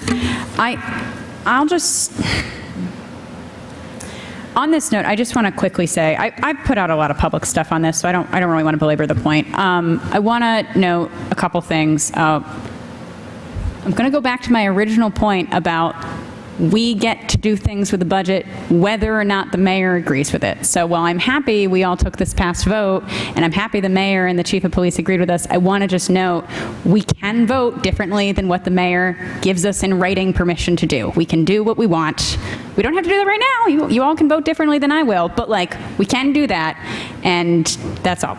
On the note, on the point of Pioneer Village being moved, I will just say the main impetus for a lot of the feedback that we've received recently, I think it simply has to do with how much time has passed, right? There were a lot of community meetings. I don't want to diminish the value of those community meetings that did happen historically, but so much time has passed. We do have so many new people who live in the neighborhood. A lot of people do not have that context of what was discussed prior. To be frank, the context of how this would impact the YMCA camp literally was news to me this week with all the conversations that have been had. I stand by the comment I made last night that I don't think you necessarily have to move Pioneer Village to be able to give the Y camp more space. I think we could give them plenty more of Forest River Park. I think we could take a lot of money and put it towards that. But the motion on the table is actually just for $200,000, not for the total project of Pioneer Village being moved, which is more of like a $4.2 million total. So this motion is just for this $200,000. It sounds like this total is really just for some overages because it's been so long since they started this work. We received an email an hour before meeting started tonight with an 115-page document explaining that from the mayor. I did not have time to read an 115-page document in an hour before meeting, but that is, it seems, the main impetus for this added funds. Yeah, I don't know. I don't want to go too in detail because it really is just this $200,000 that we're voting on, not the entire project, and I don't want to go too far off the rails, but those are just, that's that. Thank you. Any further discussion? Councillor Smith. Thank you, President Merkel. I'll just say, I mean, I've been looking into this today as well, and we did get this email with something that is honestly impossible to read ahead of a meeting. This is due to cost increases because of delays and because of having to change this system, all for something that was built as a replica in the 1930s. If you go back to 2017, maybe we never would have done it or never done it this way.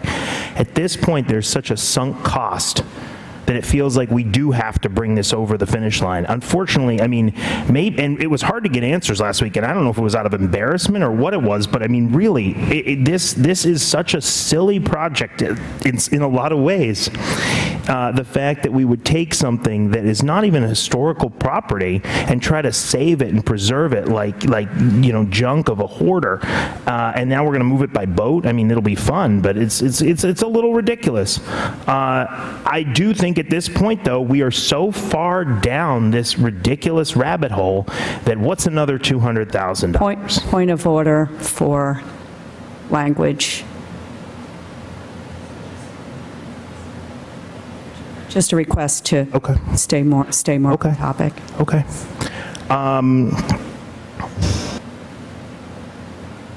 The project feels as if it doesn't align with what our values are today.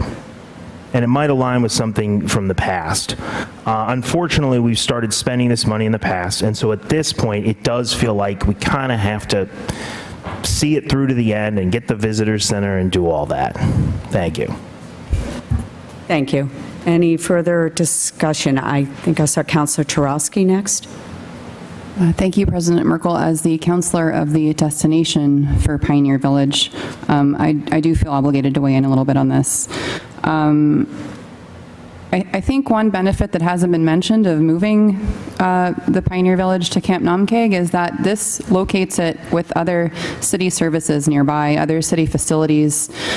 We discussed in the budget meeting this week about how there is no staffing budget for this location right now. It's widely underutilized. Putting it within the nest of the Memorial Drive neighborhood would allow it better access to network with other city personnel and city facilities, and rather than anchoring it to a Disney destination that's a private residence. Separately, we can't ignore the urgency and the need to make the site more climate resilient. We have started, to the Ward 2 councilor's point, we've started preparing the recipient site already. We have demolished the buildings of Camp Namkeg. We have started to prepare for this massive undertaking of moving fortifying the buildings of Pioneer Village, and then later on moving them up to Camp Namkeg. And we just need a better place to put it than where it is now, one that will stand flooding. I do recognize that there are residents in the area that are concerned about traffic and congestion, and as the mayor clarified earlier this week, the parking lot at the Willows by the tennis courts is very similar in size to the parking lot at Forest River Park. I do think this is an opportunity for the city to continue to improve non-vehicle access to the Willows, not only for Pioneer Village, but also for other amenities up there. I think we could probably stand to have more bike racks. We could probably stand to have more blue bike docks. We could probably start to have some conversations with the trolley about what it would take to make them hop on, hop off again, so we actually have some form of local shuttle that residents can use too.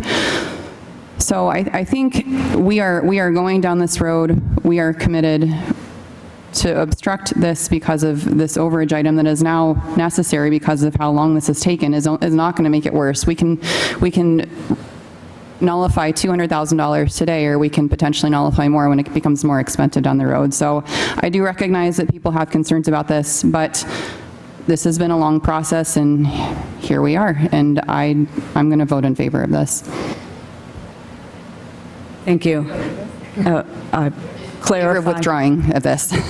Okay, thank you for the clarity. Councilor Davis. Thank you, President Merkel. I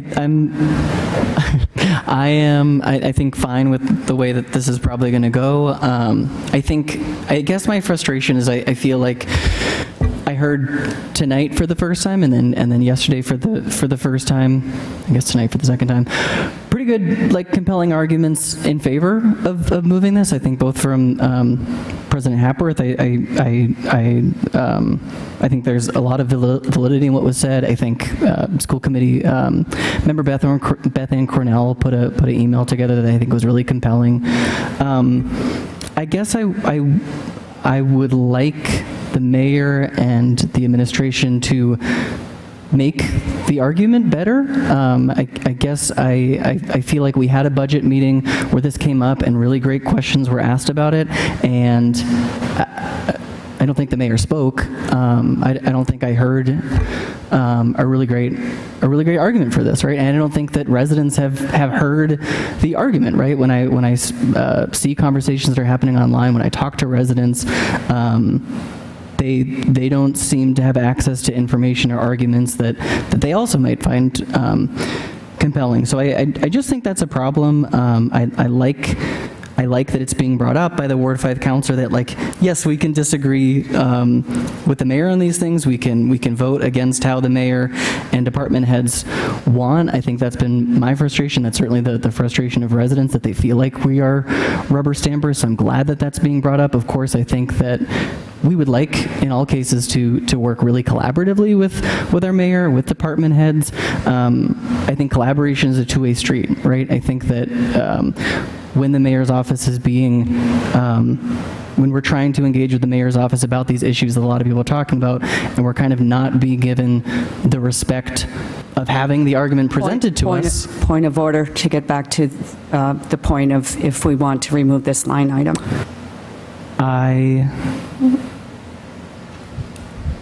I'll stop there then. Thank you. Councilor Varela. Thank you, President Merkel. I'll keep to the subject. I am definitely in favor of moving this project forward. However, I do have a lot of questions about the appropriation of $200,000. If this was to be voted down tonight, the mayor could bring this back and we could appropriate money to do so. We would probably have to have a special meeting in August, though, just to let everyone know. Thank you. Any further discussion? Councilor Sidoriak. Thank you, President Merkel. I just want to say I'm in favor of keeping it in for all the reasons that are pro for keeping it in. Thank you. Thank you.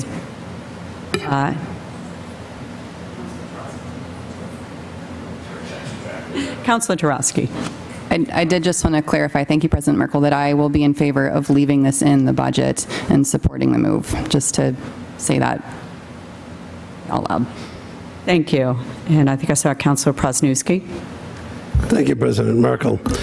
Going back probably about 6 years ago when we were talking about this in council, I think the figure was about $1 million to dismantle Pioneer Village and move it over to Camp Numkeg, which was deteriorating rapidly.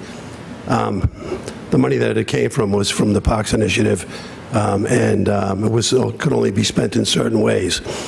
I voted against it back then. It was a minority, but I voted against the move, and because we're spending $1 million to take down something that's not historical, and building something, again, that's not historical. We're repeating history. We're doing the same thing. This time, instead of Forest River, it's down by the Willows. My suggestion was that if we're going to be spending $1 million, why aren't we fixing up Fort Lee, which is a genuine, legitimate historical site in the city across the street, which the money could be used for the same way. It's apples to apples, the money that we couldn't use it for other things, but we could use it to fix up Fort Lee. It would have fit in with the grant, and again, it fell upon mostly deaf ears. Here we are a few years later on. I think I heard the figure of now it's going to cost us $4.2 million for the entire project. That doesn't sit well with me at all, seeing the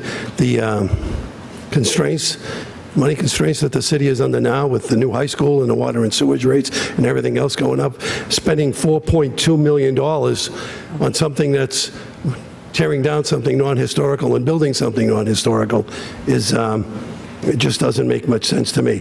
I'll wrap it up. I'll wrap it up with this. How much more money are we going to spend as Councilor Smith said, going down the rabbit hole. I agree. I agree with Councilor King. I don't think we should be spending another dime. Thank you. For clarity, the line item we're taking out, that's proposed to be taken out, is not for the full amount of the project of $4.2 million. This is a $200,000, just a point of clarity, this is a $200,000 line item. Thank you. Any further discussion? Councilor Hapworth. Thank you, President Merkel. I'll just add that I think this is a good reminder to all of us that these capital projects have a very long tail on them, and something that started years ago has a long way to get to the end, particularly in this case where I believe there was litigation. There were things that slowed this down outside of the city's control. If this had been done, if this had been completed years ago, then we would have been in a much cheaper situation. And again, those are outside of the control of the city of Salem. But it is a good reminder that we need to continue to make the case on these things and make sure that everybody is informed, because these things are often more complicated than social media will allow for. So thank you. And I guess I would move the question, if we can move the question to the vote.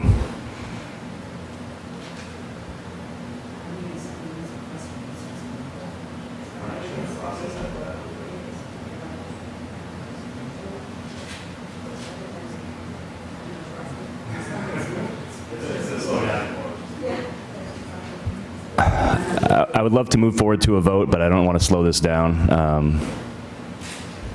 I'll withdraw that motion, but I'd really love to move forward. Okay, thank you. Councilor King.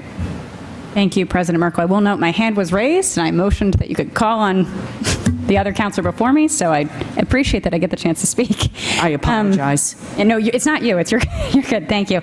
I just have really quick items, but I will say thank you all for participating in this exercise. I see where this is going, but I do think that this reiterates the important points that I've already made about this is an important conversation for us to have and to re-engage residents on an ongoing basis. I want to just tackle a couple quick things. We get $120,000 a year in revenue today from the site at Pioneer Village. That is with no staff. That is intentionally with no staff. We were told that by the Parks and Rec Department on Monday night. They are purposefully not putting any staff into this project until it moves, and then they will be staffing it 7 days a week for full hours. So that's an element there. That's amazing that it even gets $120K a year in revenue with no staff. $40,000 of that comes from the Night Fair project that happens each year by the Black Veil Tattoo Studio, and we have been told there is absolutely no guarantee that that event will continue if it moves. That is a quote from Monday night's meeting. I agree on the climate resilience stuff. I'm really worried about that. I would hope that if we move Pioneer Village, we still do climate resiliency work at Forest River Park so that those kids at the Y camp aren't underwater. We can't just move it and then hope that won't happen also. I will just note on the parking spots at the Willows versus Forest River Park, the Willows has 10 businesses down there, so that them having the same number of parking spots is not apples to apples.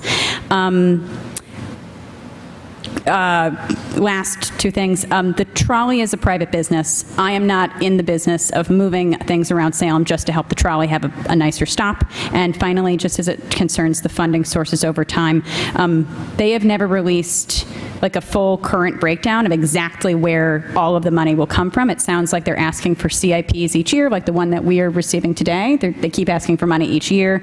They are also layering in CDBG and CPA funds, which can historically be used for other things, and I think have historically been used for things like the Skipper, just to put it as a note, and then the rest is filled in with Signature Park. So just for folks that are wondering how this is funded, they actually start with all those other funding sources, and then they go to Signature Parks, is my understanding, but there's no public information on this that is set in stone. But again, thank you all for going on this journey with me. Appreciate it. Thank you. Any further discussion? Seeing none. On Councilor King's motion to remove the line item for Pioneer Village from the Building Department in the amount of $200,000. Madam City, seconded by Councilor Smith. Was there further discussion? It is. Yep. Madam City Clerk, please call the roll. Councilor Davis? Yes. Councilor Flynn? No. Councilor Hapworth? No. Counselor King, Yes. Counselor Prosnewski, Yes. Counselor Smith, Yes. Counselor Sidoriak, No. Counselor Turowski, No. Counselor Varela, Yes. and Counselor Merkel. No. Fails.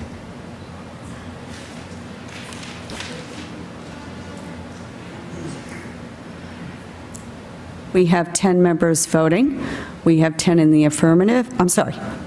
We have 10 members voting. We have 5 in the affirmative, 5 in the negative. The matter does not carry. I will take one moment before we go back to the committee report to get the correct total as amended.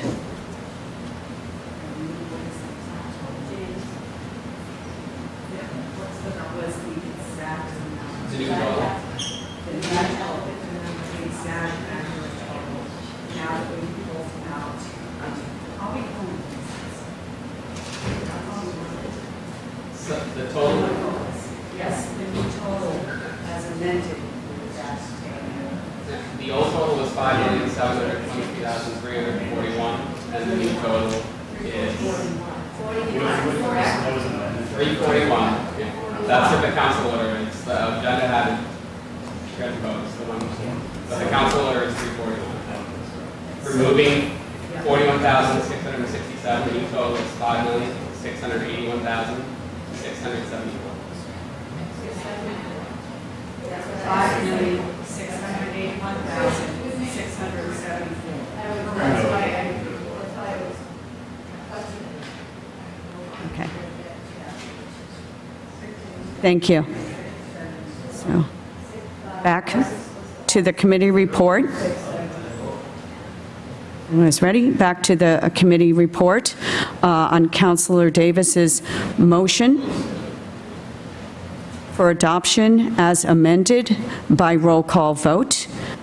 The appropriation as amended to $5,681,674, the fiscal year 27 short-term capital improvement plan. Madam City Clerk, please call the roll.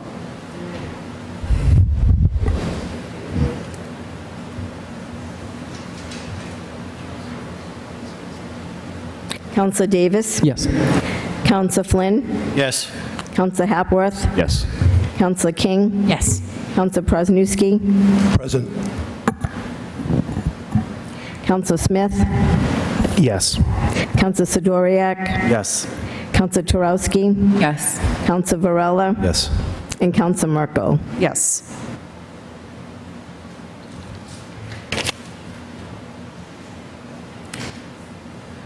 We have 10 members voting.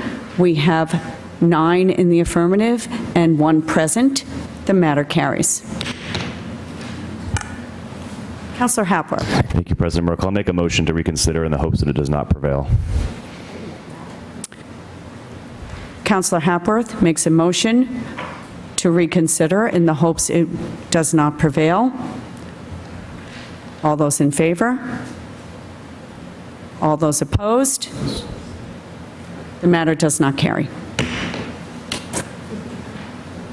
Let me, sorry. Further committee reports. Councilor Davis. Yeah, just 1 second, just so I can get the right amount in here. I'm sorry. 5681 674.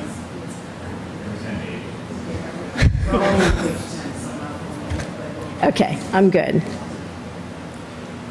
Okay, I'm good. Councilor Davis. Thank you, President Merkel. The Committee on Administration and Finance co-posted with the Committee of the Whole, to whom was referred the matter of the fiscal year 2027 list of revolving funds pursuant to MGL Chapter 44, Section 53E.5 is considered said matter, and would recommend adoption by roll call vote. On acceptance of the report, all those in favor? All those opposed? So voted. On adoption of the recommendation, under discussion, Councilor Davis. No discussion. Any further discussion? Seeing none, on Councilor Davis's motion for adoption by roll call vote, the fiscal year 2027 list of revolving funds pursuant to Mass General Law, Chapter 44, Section 53E, 1 to 2. Madam City Clerk, please call the roll. Counselor Davis? Yes. Counselor Flynn? Yes. Counselor Hapworth? Yes. Counselor King? Yes. Counselor Prosnewski? Yes. Counselor Smith? Yes. Counselor Doriak? Yes. Counselor Turowski? Yes. Counselor Varela? Yes. And Counselor Merkel? Yes.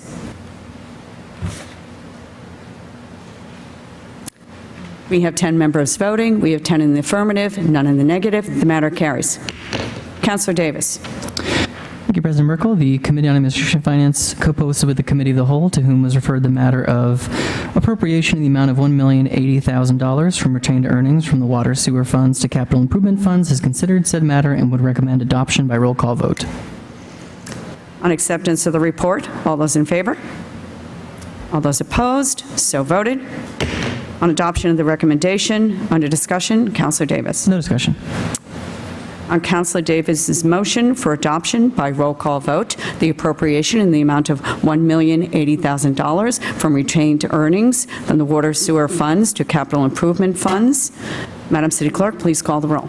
Counselor Davis? Yes. Counselor Flynn? Yes. Counselor Hapworth? Yes. Counselor King? Yes. Counselor Prosnewski? Yes. Counselor Smith? Yes. Counselor Sidoriak? Yes. Counselor Turowski? Yes. Counselor Varela? Yes. And Counselor Merkel? Yes.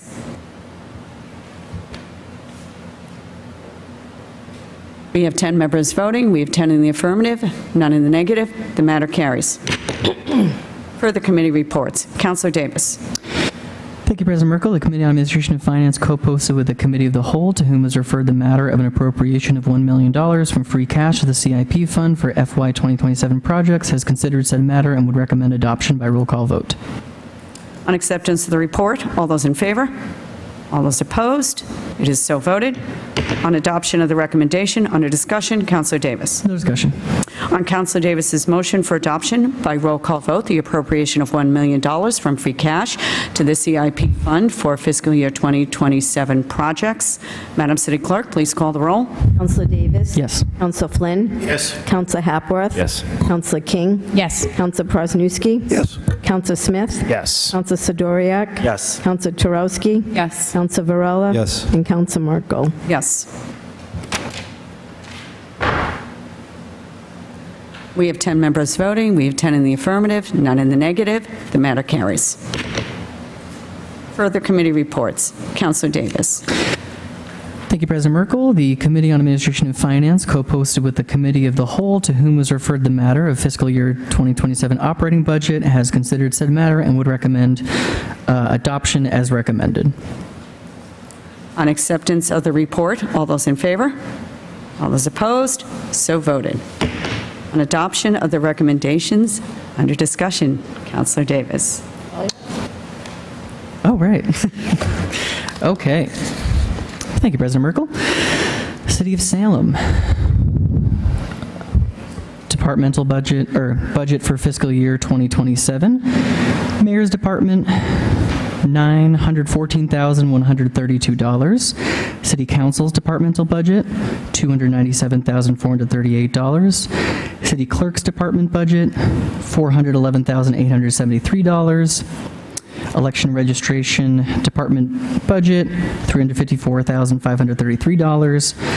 Assessing department budget, $497,105. Collector department budget, $315,182. Finance department budget, $543,394. Purchasing department budget, $279,422. For the Treasurer Department budget for fiscal year 2027, I would like to make an amendment. No amendment needed. It's a typo. There is a typo and an amendment. The amendment for the municipal insurance on the next page. Are you sure?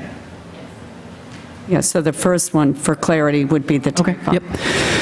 So yes, I'd like to make an amendment on the municipal insurance line item It was read during our meeting as $676,690 because we were looking at the wrong column, and that brought us to a department total of $44,197,063. The correct column that we should have read would have the municipal insurance line item as $438,716 with a department total of $43,959,089. We have a second? Okay. Councillor Davis motions to amend the municipal insurance line item to $438,716, seconded by Councillor Turowski.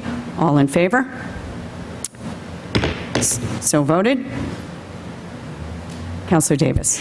Thank you, President Merkel. I will also just say for the record, for debt services on the page prior, the correct amount is $8,720,766. This was just a typo. To 776. Yeah, from 766 to 776. 776, thank you. Thank you. Continue. Thank you. Transportation Department budget, $1,851,964. Data Processing Informational Technology GSI Department, $2,056,789. For the Solicitor Licensing Department budget for fiscal year 2027, I'd like to make an amendment that we change it to, as we see here, as amended, personal expense in the amount of $596,025, non-personal expense $85,900, department total $681,925. The reason for this being that the COLA amount was counted twice erroneously. Thank you. Do we have a second? Councillor Davis motions to amend the personal expense line item to $596,025 for a department total of $681,925, seconded by Councillor Prosnewski. All those in favor? All those opposed? So voted. Please continue. Thank you, President Merkel. Human Resources Department budget for fiscal year 2027, department total $22,899,214. Fire Department $11,920,064. Police Department $15,286,379. Harbor Master $474,299. Public Property, Building, Plumbing, Gas Inspections Department budget, $1,804,502. For the public's knowledge, there is a typo. This should read $787,571. Health Department budget, $872,906. Electrical Department, $1,050,820. Planning Department, $888,391. Conservation Commission, $39,460. Planning Board, $40,563. Market and Tourism Commission, $297,400. Historical Commission, $1,310,900. There's a typo here as well. Under non-personal expenses, it should read $1,382. Thank you. And for clarity, the entire planning department is the $1,310,900? Yes, correct. Great, thank you. Then for Resiliency and Sustainability Department budget, we have a typo under non-personal expenses. It should read $6,850. This was a typo. Department total $294,927. Public Services Department budget, $4,526,132. Engineering Department budget, there is a typo under non-personal expenses. It should read $16,000 for a department total of $141,157. Recreation and Community Services Department budget, under recreation, $1,356,880. For the Witch House, $381,524. Pioneer Village, $32,080. Winter Island, There's a typo under personal expenses. It should read $249,845 for a department subtotal of $343,820. Charter Street, $218,476 for an entire department total of $3,091,587. Council on Aging, $592,206. Library Department budget, there is a typo on non-personal expenses. It should read $454,908 for a department total of $1,845,565. Veteran Services Department, $581,733. School Department budget, $81,755,368. Budget transfers out of general fund, $400,000, bringing us to a total general fund for fiscal year 2027. This is the incorrect amount, $201,015,741. Now, with all the corrections as amended, $201,010,605. And I move for adoption as amended by roll call vote. Thank you.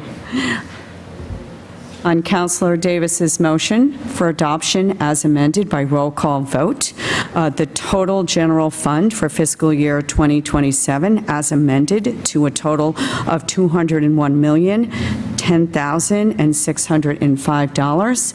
Madam City Clerk, please call the roll. Yes. Councilor Flynn? Thank you, President Merkel. Just a point of order. During the budget process, I had to recuse myself on 2 different departments. Since we're voting as a total of all departments, am I allowed to take that vote, or would I have to recuse myself because of the 2 departments I can't vote on? That's an excellent question, and I think I'll defer to the clerk on that. In my opinion, you can vote on the whole total, but yes, because they have already been voted for the other 2 totals. This is the whole operating general fund budget, but... Okay, I just wanted to make sure that I could vote for the total one. Okay. Thank you for that question. And for clarity, the answer from the clerk was yes. The councilors present are welcome to vote on this. And Councilor Davis. Thank you, President Merkel. For clarity, this is just the general fund for fiscal year 2027, not the entire budget.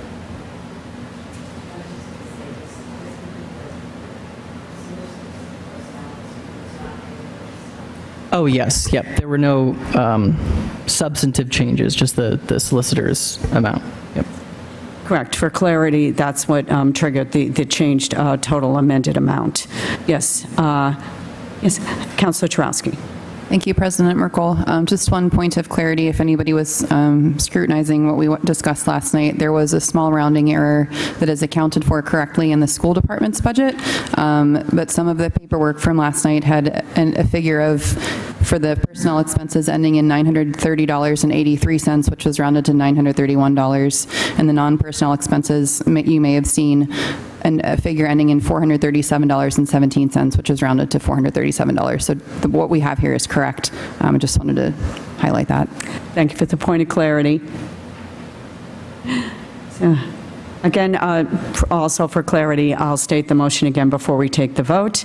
On Councilor Davis's motion for adoption as amended by roll call vote, the total general fund for fiscal year 2027 as amended to $201,010,605. Madam City Clerk, please call the roll. Councilor Davis? Yes. Councilor Flynn? Yes. Councilor Hapworth? Yes. Councilor King? Yes. Councilor Presnowski? Yes. Councilor Smith? Yes. Councilor Sidoriak? Yes. Councilor Chorowski? Yes. Councilor Varela? Yes. And Councilor Merkel. Yes.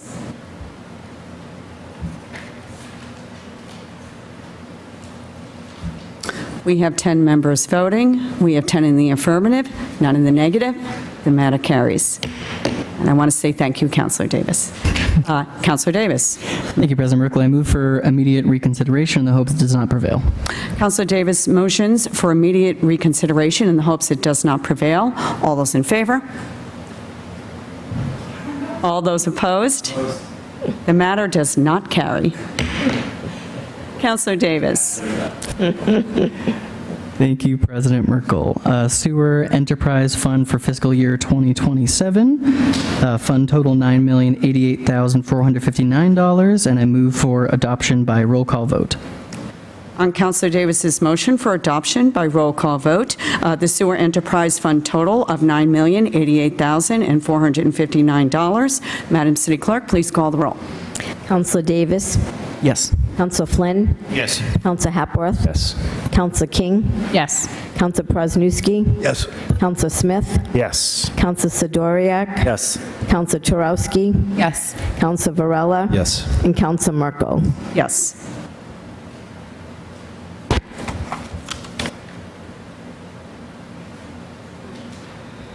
We have 10 members voting. We have 10 in the affirmative, none in the negative. The matter carries.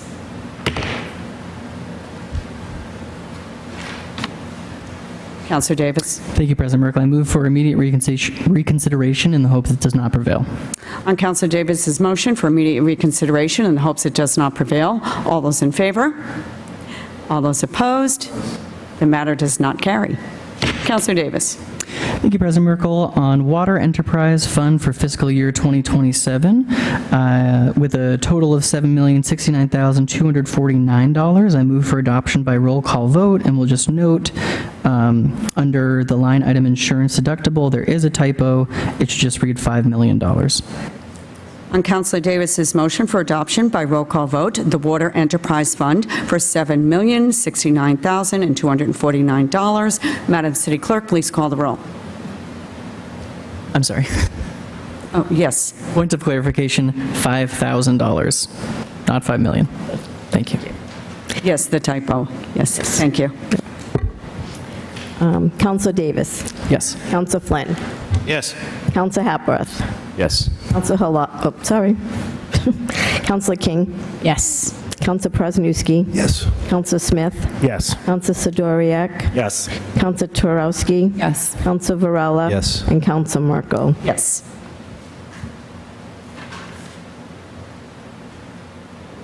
We have 10 members voting. We have 10 in the affirmative, none in the negative. The matter carries. Councilor Davis. Thank you, President Merkel. I move for immediate reconsideration in the hopes it does not prevail. Councilor Davis moves for immediate reconsideration in the hopes it does not prevail. All those in favor? All those opposed? The matter does not carry. Councilor Davis. Thank you, President Merkel. On the Trash Enterprise Fund, I'd like to make an amendment. The personnel numbers are lower than what was originally submitted. So what we have in front of us is the original numbers and then also as amended. So personal expenses, I'm moving to be read as $174,136 for a total of $5,257,780. Do we have a second? Okay, on Councilor Davis's motion to amend the personnel line from $236,700 to $174,136, seconded by Councilor King. All those in favor? All those opposed? The amendment carries. And Councilor Davis? Thank you, President Merkel. I move for adoption as amended by roll call vote. On Councilor Davis's motion for adoption as amended by roll call vote, the trash enterprise funds in the amended amount of $5,257,780. Madam City Clerk, please call the roll. Counselor Davis. Yes. Counselor Flynn. Yes. Counselor Hapworth. Yes. Counselor King. Yes. Counselor Prosnewski. Yes. Counselor Smith. Yes. Counselor Sidoriak. Yes. Counselor Turowski. Yes. Counselor Varela. Yes. And Counselor Merkel. Yes. We have 10 members voting. We have 10 in the affirmative, none in the negative. The matter carries. Councilor Davis. Thank you, President Merkel. I move for immediate reconsideration in the hopes it does not prevail. On Councilor Davis's motion for immediate reconsideration in the hopes it does not prevail, all those in favor? All those opposed? The matter does not carry. Councilor Davis. Thank you, President Merkel. On the PEG Access Enterprise Fund for fiscal year 2027 in the amount of $691,250, I move for adoption by roll call vote. On Councilor Davis's motion for adoption by roll call vote, the PEG Access Enterprise Funds for fiscal year 2027 in the amount of $691,250. Madam City Clerk, please call. Counselor Davis? Yes. Counselor Flynn? Yes. Counselor Hapworth? Yes. Counselor King? Yes. Counselor Prosnewski? Yes. Counselor Smith? Yes. Counselor Sidoriak? Yes. Counselor Turowski? Yes. Counselor Varela? Yes. And Counselor Merkel? Yes. We have 10 members voting. We have 10 in the affirmative, none in the negative. The matter carries. Councilor Davis. Thank you, President Merkel. I move for immediate reconsideration in the hopes it does not prevail. Councilor Davis motions for immediate reconsideration in the hopes it does not prevail. All those in favor? All those opposed? The matter does not carry. Councilor Davis. Thank you, President Merkel. On the Enterprise Fund total fiscal year 2027 in the amount of $22,106,738, I move for adoption as amended by roll call vote. This is amended for the same reason as the last one. It affected all of our Enterprise Fund votes. On Councilor Davis's motion for adoption as amended by roll call vote, the total enterprise funds for fiscal year 2027 in the amount of $22,106,738. Madam City Clerk, please call the roll. Counselor Davis? Yes. Counselor Flynn? Yes. Counselor Hapworth? Yes. Counselor King? Yes. Counselor Prosnewski? Yes. Counselor Smith? Yes. Counselor Sidoriak? Yes. Counselor Turowski? Yes. Counselor Varela? Yes. And Counselor Merkel? Yes. We have 10 members voting. We have 10 in the affirmative, none in the negative. The matter carries. Councilor Davis. Thank you, President Merkel. I move for immediate reconsideration in the hopes it does not prevail. On Councilor Davis's motion for immediate reconsideration in the hopes it does not prevail, all those in favor? All those opposed? Opposed. The matter does not carry. Councilor Davis. Thank you, President Merkel. On the total operating budget for fiscal year 2027, I move for in the amount of $223,117,343. I move for adoption as amended by roll call vote. Again, this is amended for the same reasons as the other enterprise funds.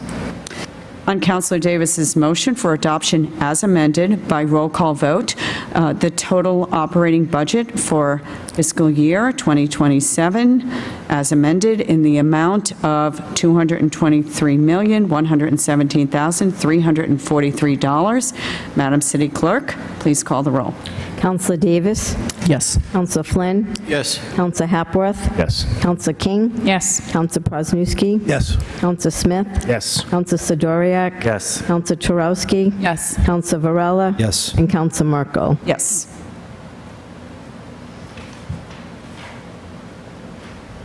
We have 10 members voting. We have 10 in the affirmative, none in the negative. The matter carries. Councilor Davis. Thank you, President Merkel. I move for immediate reconsideration in the hopes it does not prevail. On Councilor Davis's motion for immediate reconsideration in the hopes it does not prevail, all those in favor? All those opposed? Opposed. The matter does not carry. And thank you again to everyone that worked on the budget this year really hard. Councilor Davis, the A&F committee, and all the departments, and this is really a team effort, and our finance department as well. I am now calling for a 3-minute recess. Thank you.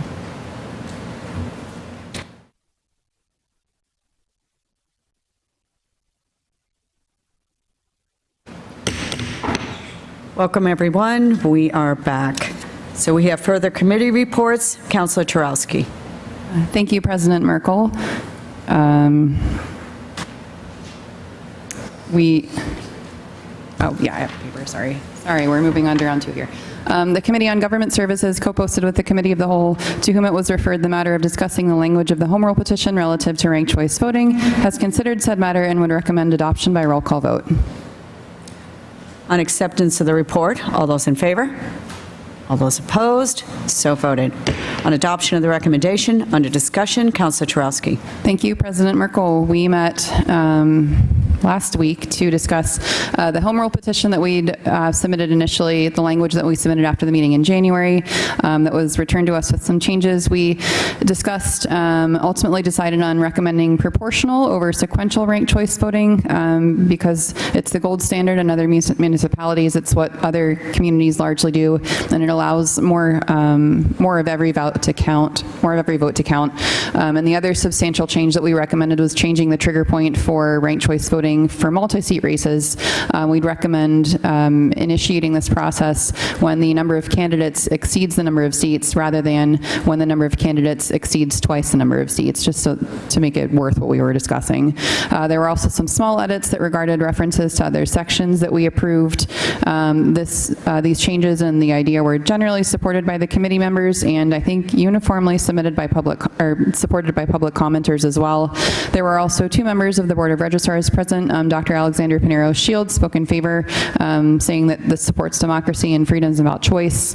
Mr. Donald Bates was present. He's undecided. He raised some valid concerns about how the vote was split at the state level the last time this was up for a statewide vote, although we narrowly supported it in Salem.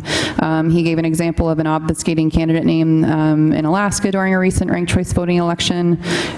He discussed how it had been repealed in some communities, although later in 1950 to 1960, although another public commenter responded that the repeals generally occurred because ranked choice voting was resulting in progressive and minority candidates getting into office, and other people didn't like that.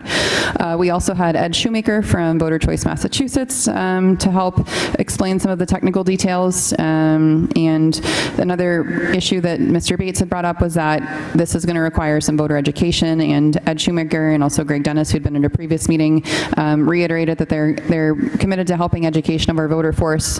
We also have League of Women Voters Salem. We also have the Fair Vote organization and counselor efforts as well to help educate our voting members, our voting public.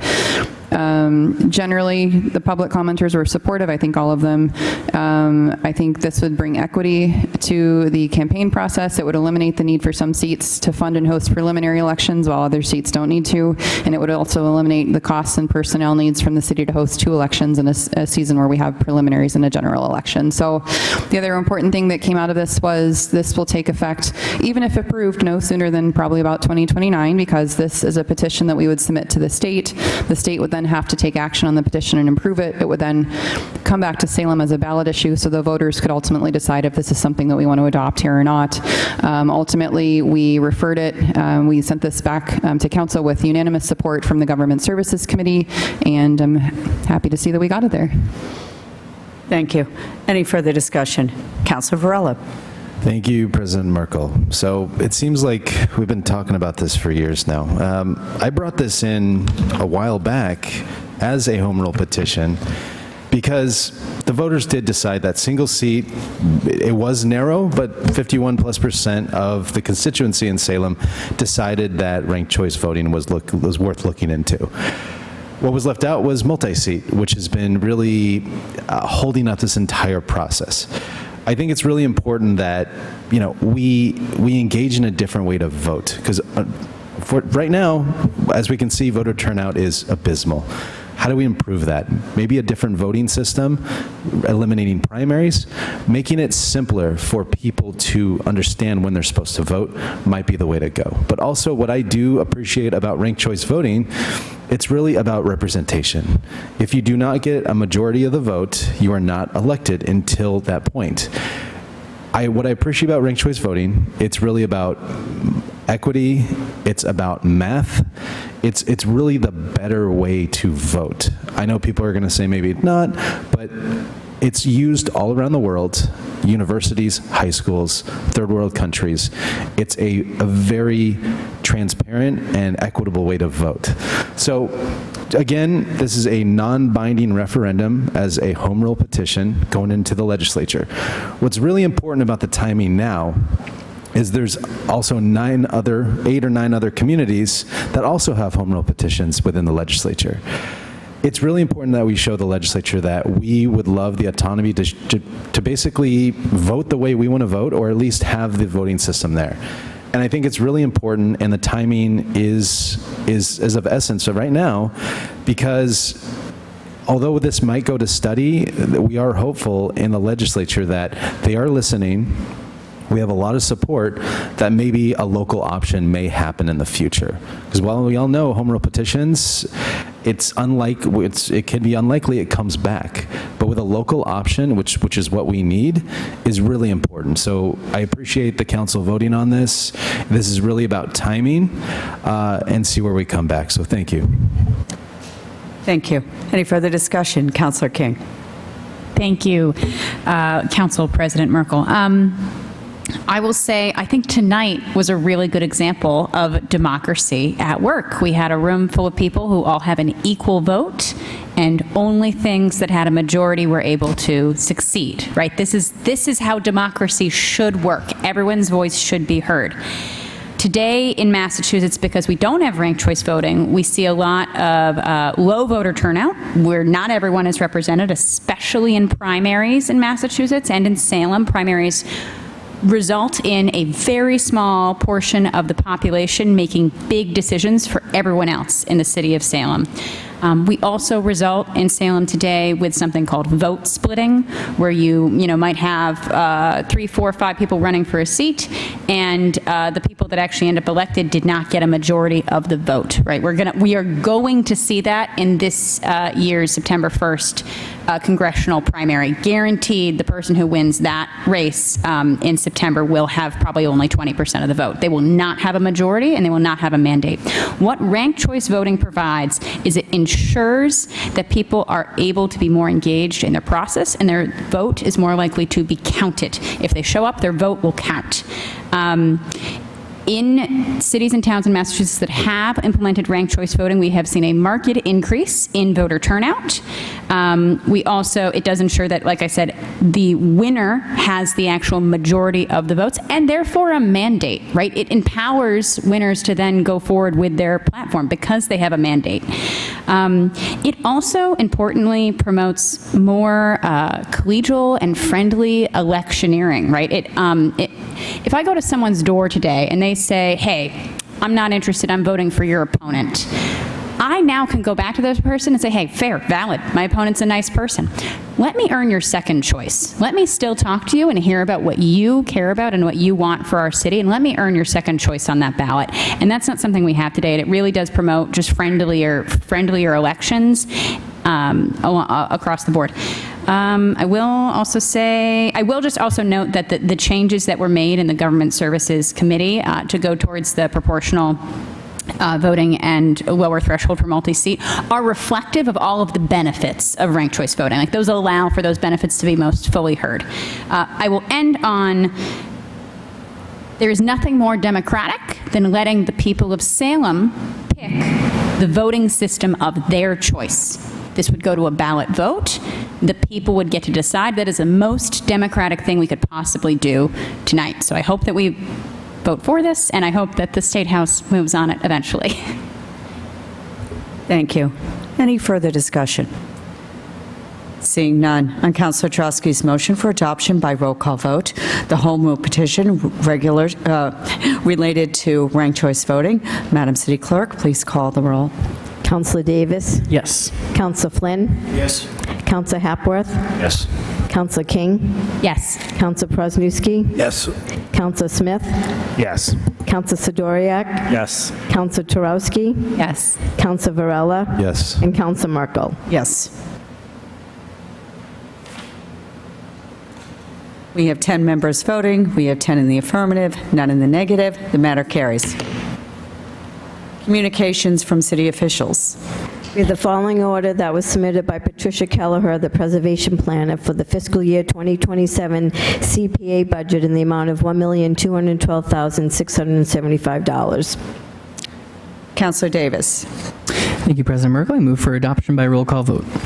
Councilor Davis moves for adoption by roll call vote. Under discussion, Councilor Davis. Thank you, President Merkel. This is sent to us every year along with the budget. This is the CPA 2027 FY budget.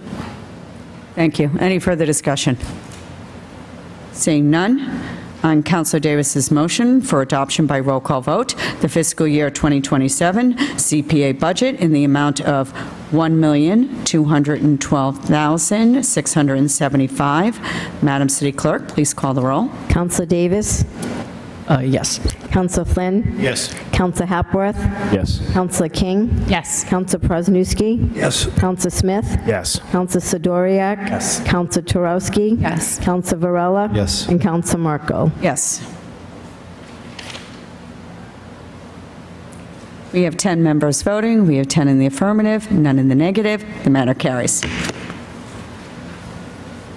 Further communications from city officials. We have the following order that was submitted by Patricia Kelleher, Preservation Planner, for an appropriation within the CPA funds for fiscal year 2027 projects in the amount of $1,157,760.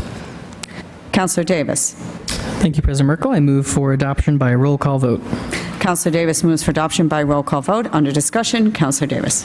Thank you, President Merkel. This goes right along with the last one. This is just the list of the projects that get that funding we just voted on. Thank you. Any further discussion?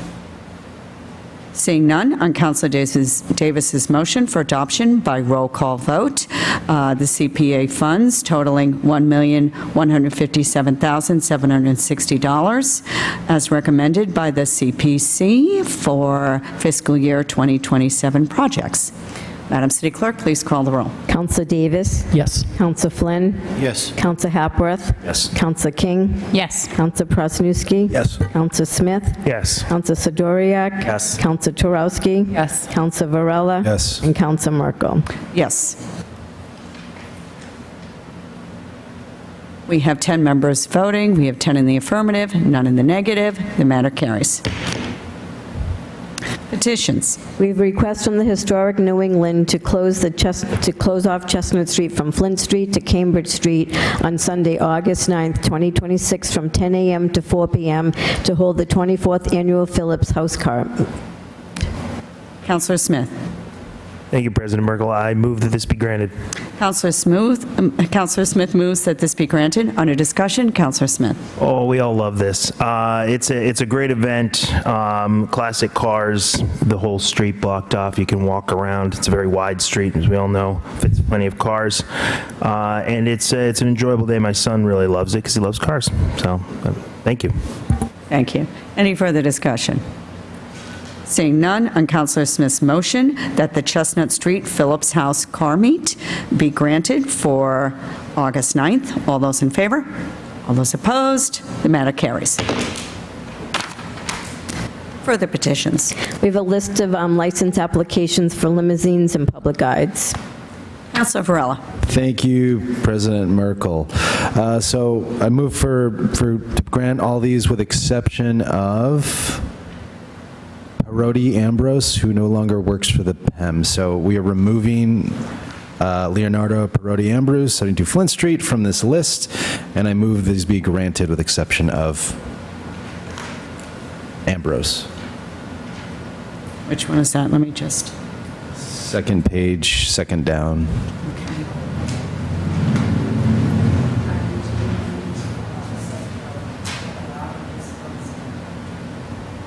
I would.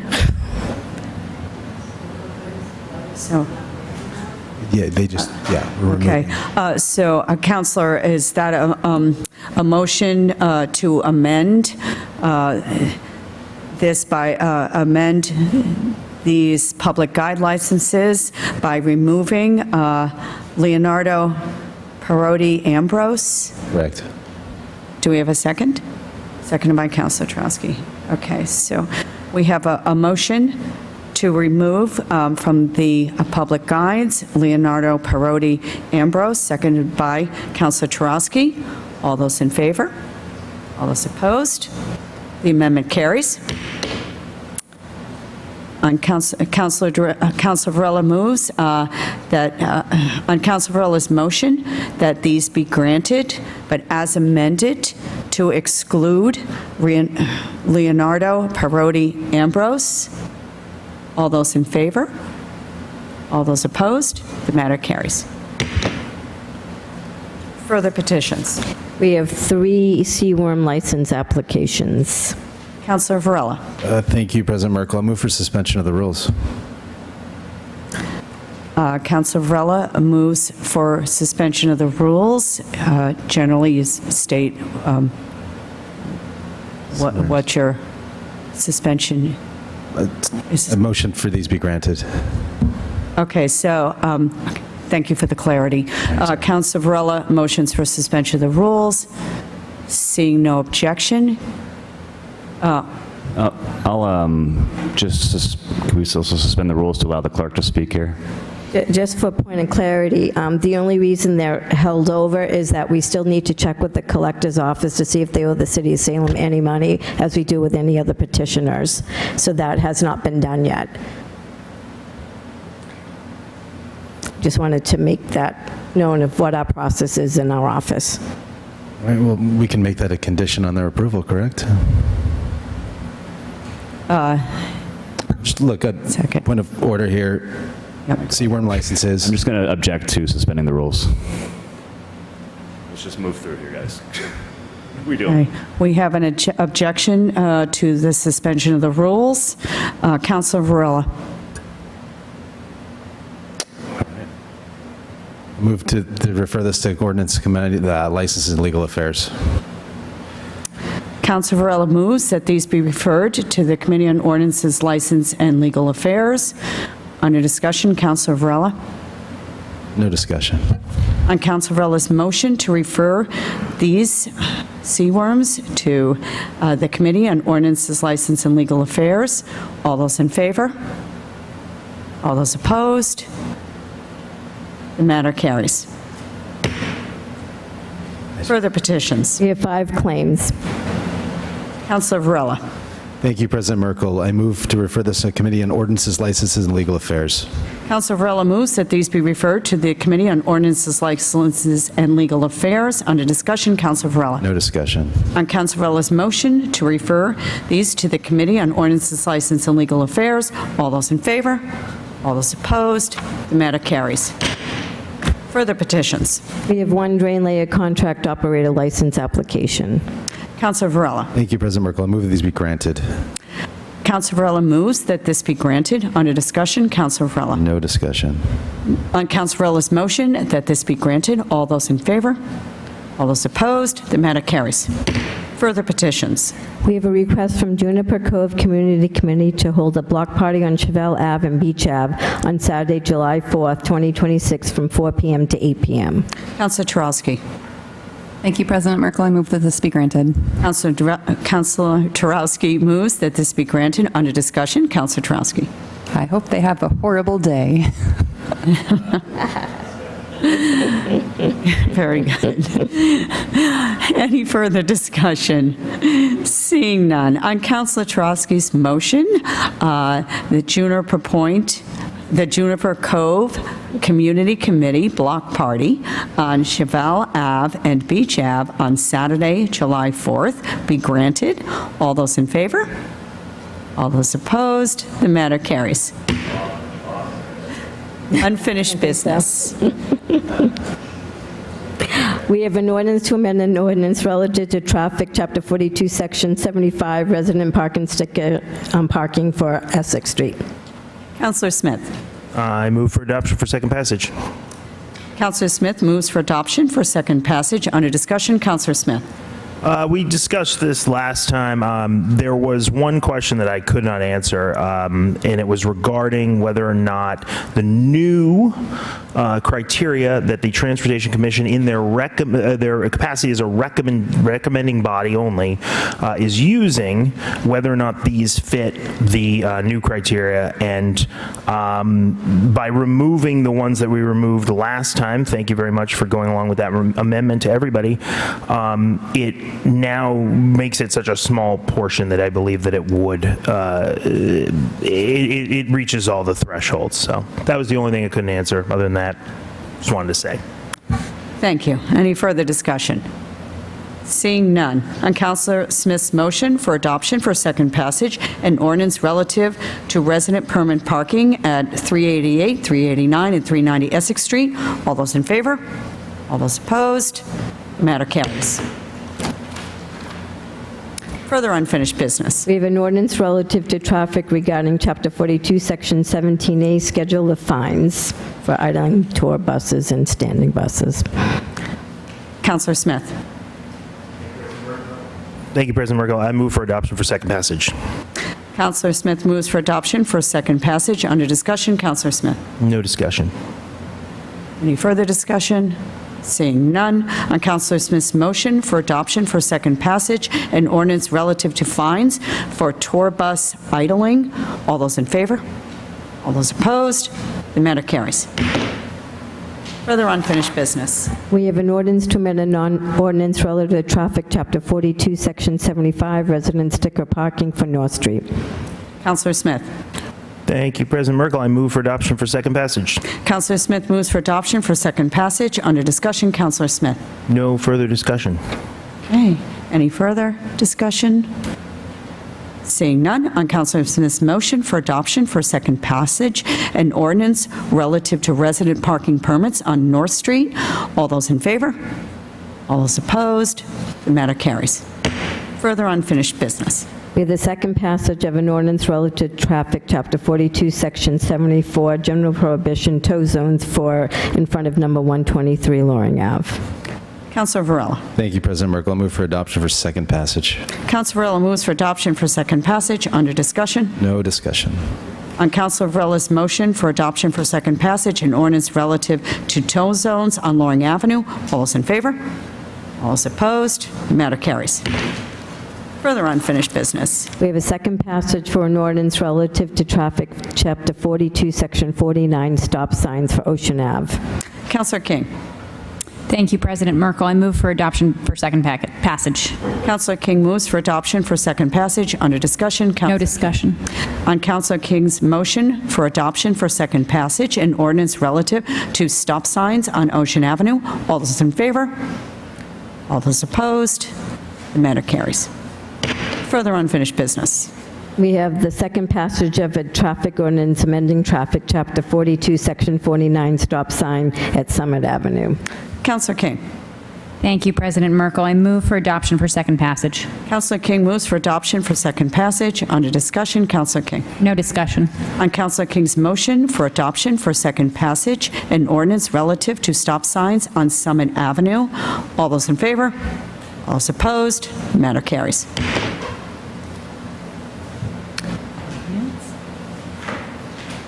Counselor Hapworth. Thank you, President Merkel. I move for bedtime and adjournment. On Counselor Hapworth's motion for adjournment, all those in favor? All those opposed? We are adjourned. Thank you, everyone.